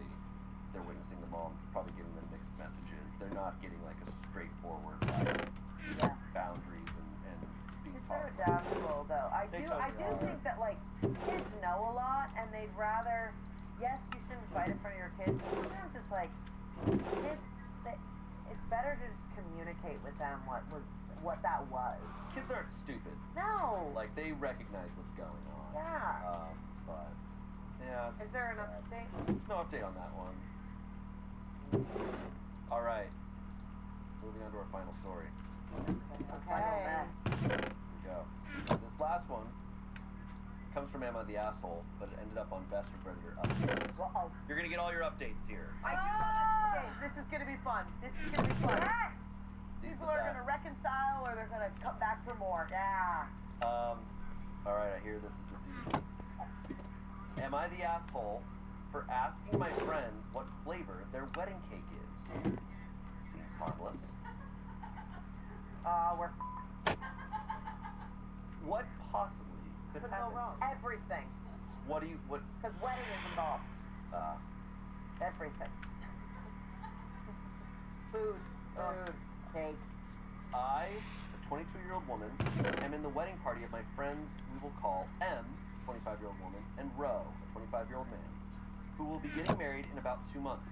I have been really excited for the wedding since it'll be an opportunity for all the friends from college to get together for the first time in 2 years. Not to mention M and Ro are my best friends, or at least I thought they were. Spike the camera. Or at least, I thought they would. We have a Discord for all the wedding stuff, and they have a channel about food. They've been really good about being open about the food they intend to have at the reception, vegetarian/gluten-free options for everyone, and answering questions, so I didn't think there would be any contention if I asked a question. Anyway, about 4 days ago, I posted a message into the Discord asking, hey, what flavor is the cake gonna be? I want to mentally prepare myself, lol. I think looking back, my choice of extra words is what caused all of this, but I meant it in the sense that I have a long documented dislike of chocolate-flavored foods like cake or ice cream, so I added it in the event the cake was chocolate. I received a private message back that the cake would be chocolate, and that if I had a problem with it, then I could shove it, because it was their wedding, not mine. And I felt really taken aback by this response. It's not easy being the one everyone counts on to keep your operation running. That's why at Granger, Go we're fuck here for you. yourself. Fuck yourself. Fuck yourself. I know what you're doing. I could have just grabbed it from there. And upset, and I certainly wouldn't have put up a stink about it. It's exactly like M had said, it's their wedding. I explained as much and tried to apologize for any offending I did, but she got even more defensive and started basically blasting me for implying that she was offended, and I was just left overall very confused. I gave it 2 days before I tried to apologize again and smooth it over, figuring she may have just been having a bad day, but I got shut down again, telling me she didn't need my apology because nothing was wrong and I needed time to stop trying to make it seem like shit was wrong between us and to just drop it. I texted Ro to see if I could gauge what was going on since he and I have always had an open dialogue about things like this, but he basically just told me he couldn't talk to me right now, and I have to imagine it's because M told him not to. It's been 2 days since then, and I'm just really confused. This whole thing has made me want to drop out of the wedding party and honestly not go at all. I wish Ro would talk to me and M would be honest. I can't help but think maybe I just don't get how stressful planning a wedding is, and like maybe they've gotten pushback from other people on other things and somehow it's being taken out on me? Or is it really a big no-no to ask stuff like this? I don't know. This is the first wedding I have ever gone to, so am I the asshole? Shove it is making me laugh. Hey, so shove it! So hard. It's chocolate, so shove it! It's making me laugh so hard. Okay. That was the straw that broke the camel's back. Can I Yes, say, she might have had a million people go, I can't eat this, I need vegan, I blah, blah, blah. And it was probably the last one, and that was the friend that she trusted the most to go, It's fucking chocolate. Shove it. And she's like, you know I'm what? Get done. off my ass. Yeah, I'm done. From everything I understand about weddings, and especially if it's like it's like 2 days or Yeah, stress. in about 2 months. You know, I know it's stressful. So if it's like, hey, what flavor's the cake? So I'm going to be it's gonna be chocolate, so shove it. I'd be like, you got it. Like it's just like, okay, like. Also, I think the couple sharing all the food ideas with their wedding party is a mistake. Guys, you're giving them a seat at the table. When you give them a seat at the table, then they can ask You're the questions. godfather? They can ask questions. She was like, here's the food options. So then someone goes, okay, then what are the dessert options? Yeah. Get off my fucking back. Yeah, it's like, Yeah. well, you opened up the door to an entire wedding party of food.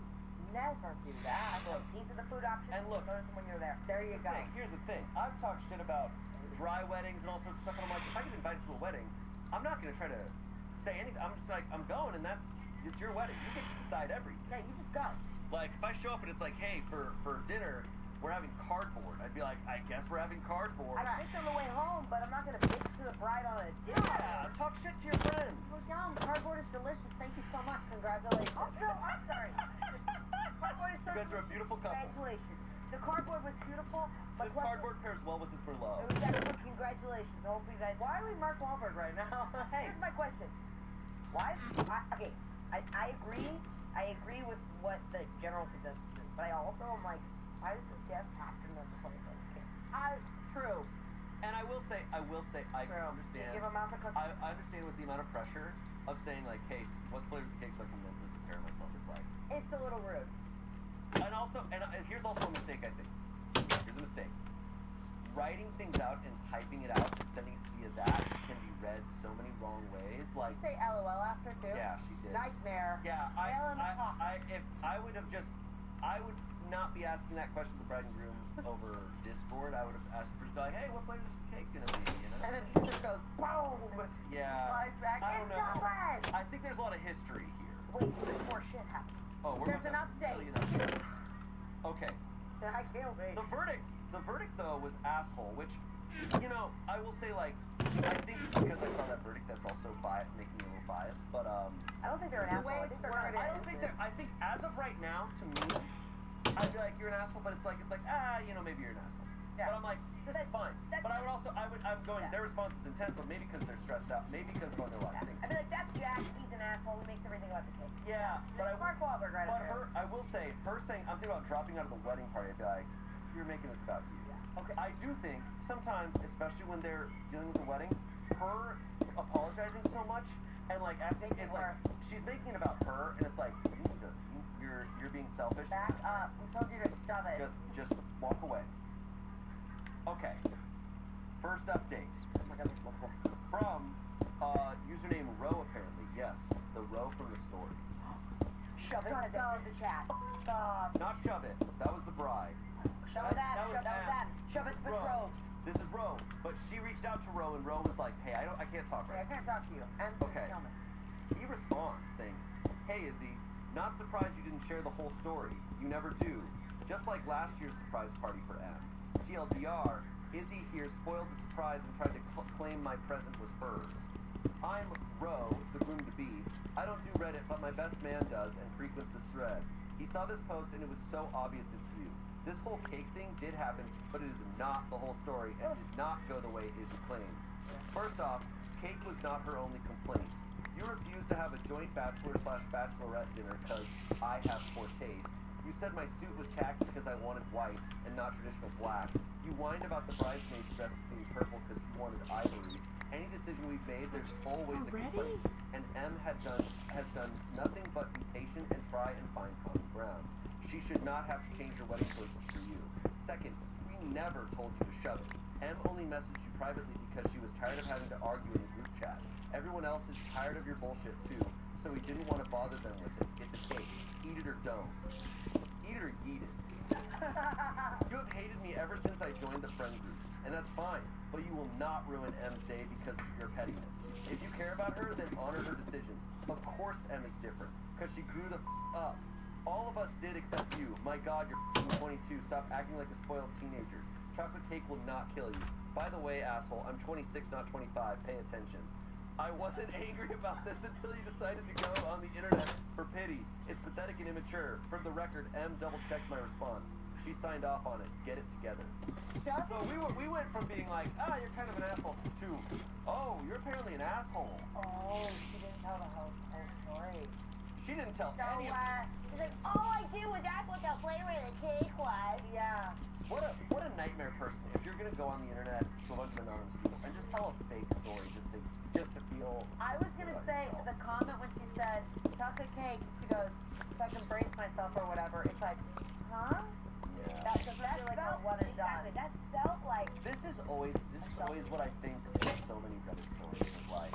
they're hiding it. Are you, I can't are you believe telling Bro 1% of the story? went on there. The vitriol in I know she's the most insufferable person because of the amount of vitriol in his writing. I couldn't help but just be like, Yeah. oh, You became Roe. he hates her. Feels like this person was having a problem with everything. Ivory bridesmaid dresses, that's white. Ivory is for the flower girls if you have them. That's basically white. Careful, because you eat the chocolate cake, it's gonna get on it. Careful. That's right. What a mess. But caught. She responds. Tell me she's She's gonna try to respond at this point. No, if you're this person and that happens, you need to log off. You need to log off. She should have walked away before. She should have walked away and Shove It, which apparently even didn't happen. Shove It was never said. Shove It is the funniest thing I've ever heard in my life. It really But wasn't said. It was apparently bummer. not like that. Okay, update on this lady. It's pathetic and immature to anonymously post asking for advice on Reddit, but you coming here starting shit and posting my real name isn't. Okay, Marcus. Since we're not hiding anymore, how does it feel to have your shit aired for real?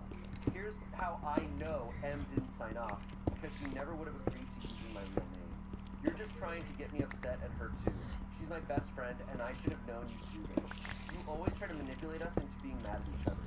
Case in point, when I had planned this really awesome dinner for just her and you had to plan her surprise party for the same day. I just wanted alone time with my best friend, but you couldn't wait one day for the party. M has known me far longer than you, and no offense, I'm sure I know her better than you do. But I've kept my mouth shut because I love her and just want her to be happy. I complain about everything, then how come I've never said anything about the hundreds of times you've made M cancel plans with me to go hang out with you? I just wanted my BFF to spend a little time with me. We're not allowed to have sleepovers anymore because it makes you uncomfy, or take a girls trip for the weekend because it's too expensive. Sorry you can't take care of her like I can. Some of us can afford rent. Clearly this was never about the cake and more so about you dating me. I was fine when you joined the friend group, but you clearly weren't fine with mine and M's relationship. You've been the same towards some of her other friends who I'm sure would agree. Get a life, Marcus. Stop trying to take mine. Oh my god. Go, dude. Let me tell you, Alex, this fucking rocks. This is so relatable. When best friends and a boy comes in, it gets literally scary. Sometimes the depths of hell. The depths of hell. When two best friends, when a protective best friend gets pushed aside for a boyfriend, shit comes out. It's nasty. Oh, I like some gross shit. It's a worse breakup than a marriage. 100%. I think sometimes I've experienced it. Yes. No, I've seen some crazy shit. I've experienced it, and it gets nasty. When sleepover part maybe goes, oh god, oh god, oh god. Like, and it's just, it's this. And it's like you're losing. Here's the thing. There are so many layers to this, even though there's a clear layers. I will say, well, people, when they're girls, when they're losing their best friend, and you're single, and you get single girlies out here, they're like, fuck. Sometimes they get really mad. They get really, really mad. Honestly, I'll be frank. In college, I was this way. My friend was like, she got a boyfriend and started being so different, and suddenly I was like, I hate her. Oh, so it's you. No, but I think I've been on both ends. But did you take it out on No, and I didn't feel crazy. You're allowed to feel. Yeah, but some people lose. I have experienced this, and it has gotten a little bit bad. Yeah. Oh yeah, and it's gotten almost like I burned her house down. Like I ruined her life. I left her and the family that we don't have. like we can't cuddle anymore, like we can't sleep over anymore. And I'm like, when were we doing that really before? It gets very, very, very messy. And it's unfortunate because it's like, it's so easy to blame the woman who's like on her own and she lost her best friend. It's so easy to blame it, but it's so much more than that. Because then the boyfriend comes in and is like, this is all mine. This is all my territory. It gets so layered. so messy.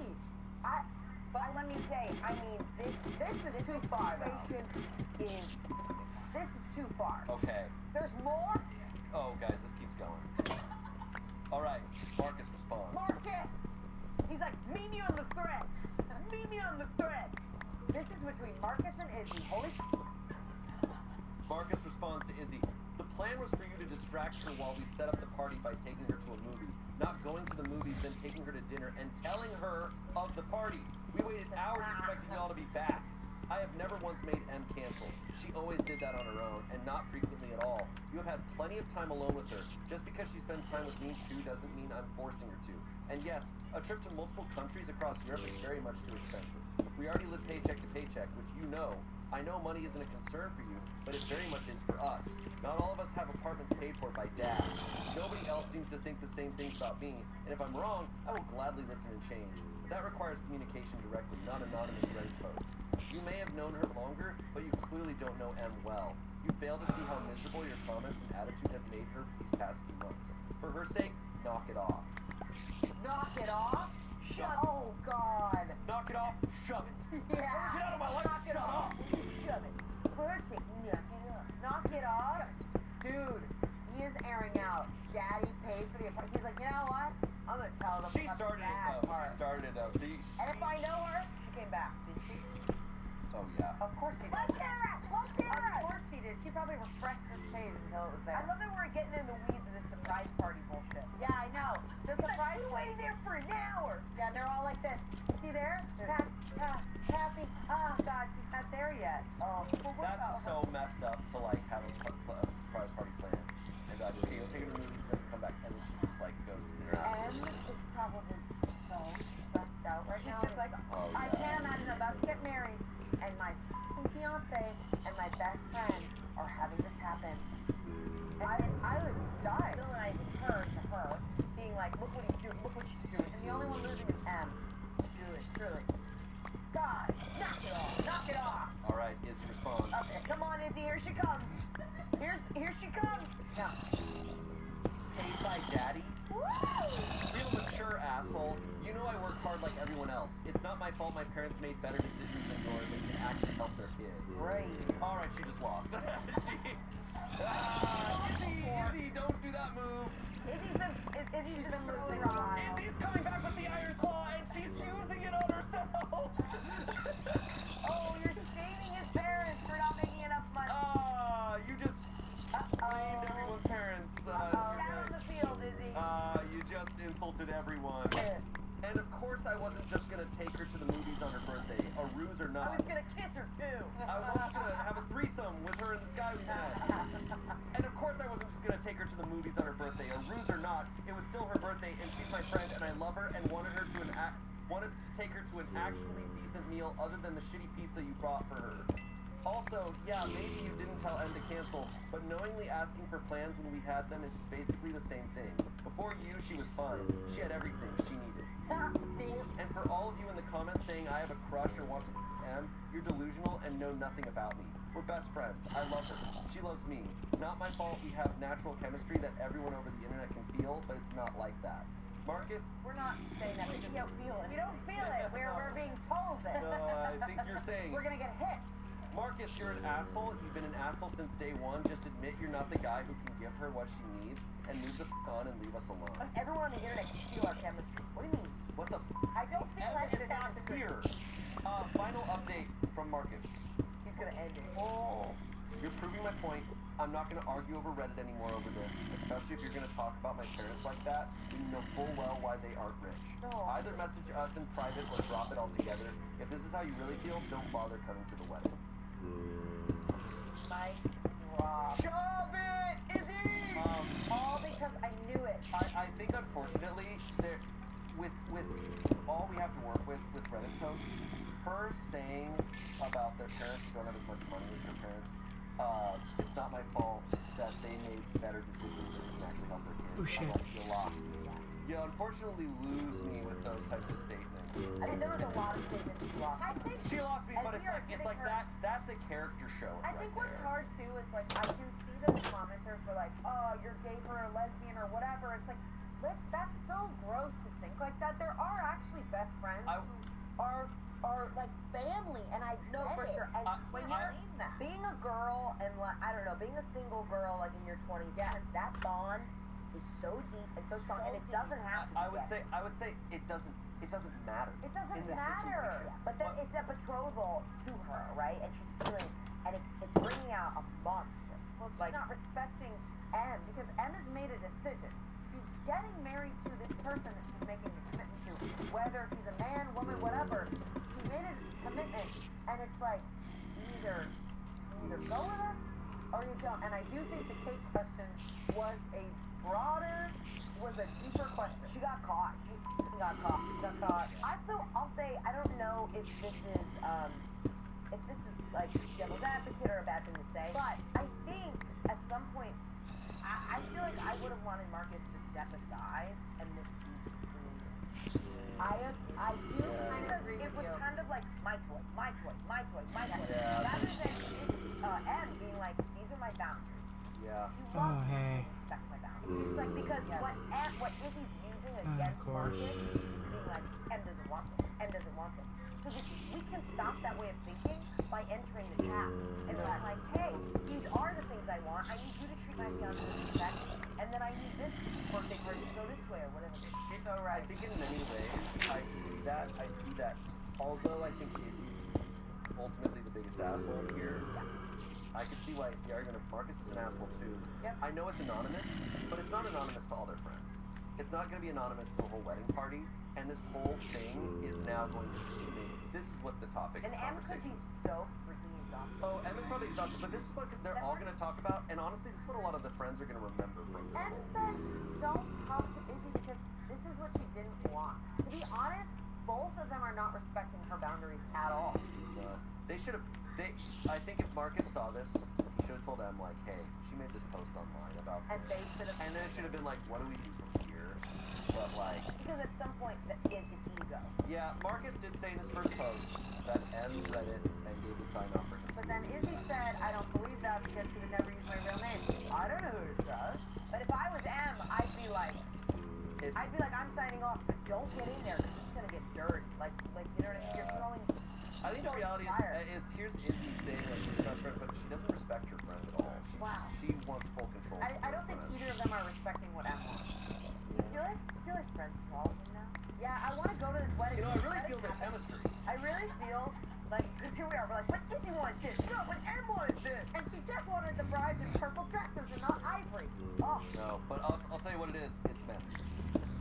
very messy. It is. So when is the wedding and when should we head there? The wedding in about 2 months. The wedding will be happening not yet. Okay, hold on. So there could be. Help us find this. Let's go. Imagine Smosh crashes the wedding. And we just bring copious amounts of chocolate cake. Oh my god, and we have forks and we just go, I'm excited to try the cake. I don't think there's any world where Izzy's gonna end up at this wedding. No, but we should be there. I think to she support is. M. You think so? I think Izzy is 100% not going to let her best friend get married without Not her unless there. we stop her. I think Izzy is going to show up 100%. And Whether she's invited or not. correct. I need more updates. I need more updates. Wait, I've never been invested in a red Now you're shirt. me. I need more updates on this because the wedding's gonna happen. Who's going? What's happening? What's the cake? Well, Rose goes. There are ultimately bigger messages that we read today, but this one is the best one. Because this is some like Vanderpump Rules. This is Right here. Bravo. This is Bravo. Like, this is dumb. Oh. Because the heart of it, Because they're arguing for ego, not for like anything. the heart of it has to be stupid as hell, right? It is. You're right. It's pure ego. There's no actual like. I mean, there's stakes that it's a wedding and stuff, but like nobody's dying. That's why like, all the. Whereas like the child one earlier is ultimately the messiest situation. But that's why. Right. Great. That's sad. That wouldn't be reality television. This is reality television. Yeah, it's future going. It's James going. It's not the Ball Star. No, producers would hear about Izzy and be like, "You TLC. I mean, I got chills when you said the wedding is gonna mug. I'm like, maybe we should watch. Maybe Right? we'll live stream the wedding. Right? You know what? That's probably toxic. Oh, yeah. It's on Reddit. Yeah. It's on Reddit. But I'm just gonna take a step back. Well, They're still anonymous to us. life is life and sex is power. So, Power is king. and power is asking what kind of cake it is to the bride and groom. I need more updates. I quite literally need them. Angela, you have to ask, otherwise you won't do it. I have an airline point. I will go anywhere. Whoa, Look. maybe it's in California. They're like, who's this squirrel girl that's just like hanging out? What is this squirrel girl? What is this squirrel girl thing? It's like said it. Yeah, what the I hell? don't know. What if people call me hipster? Gerbil? Like a squirrel. There it is. All the same shit. It's all gerbil. That was messy. That was nasty.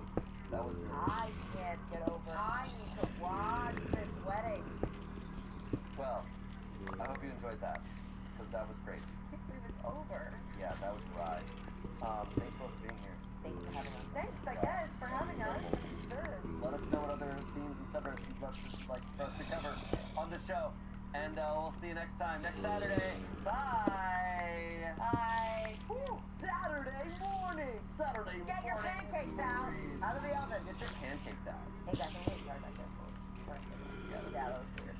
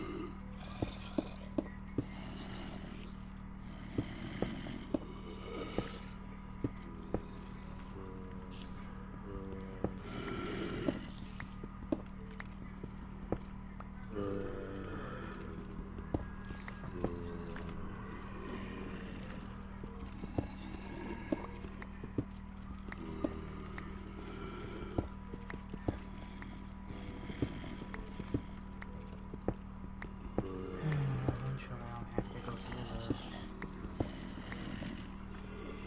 But that's eventually. Will not be today.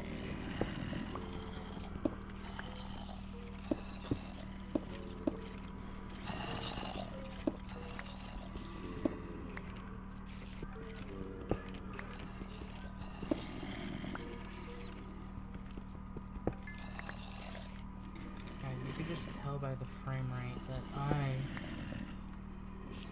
do not have the tools to deal with all of these mods out here. Kidding me? All of them? I need a gun or something.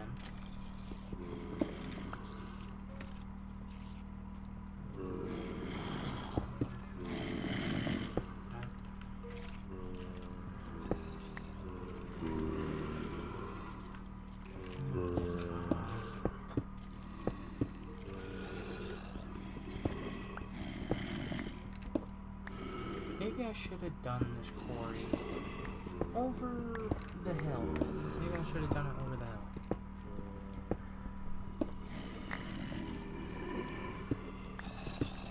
No, you can just tell by like how many mobs are there. just by the frame rate just going down. But I just do not have the tools, a special ability, nor the skill right now to deal with all that.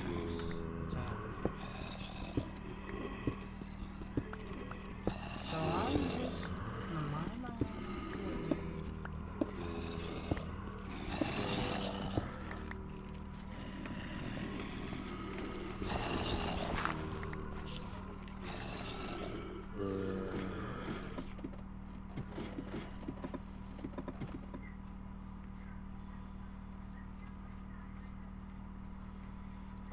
Oh boy.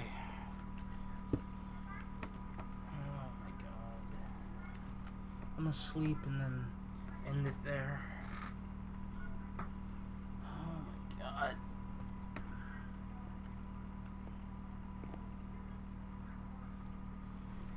Okay. Thank you all for joining me today. I hope to see you all later, sometime after tomorrow, or just later. I'm gonna do something, I guess. I'm gonna go to bed. Actually, no, I'm gonna get there. Then I'm gonna go to bed. Alright, thank you.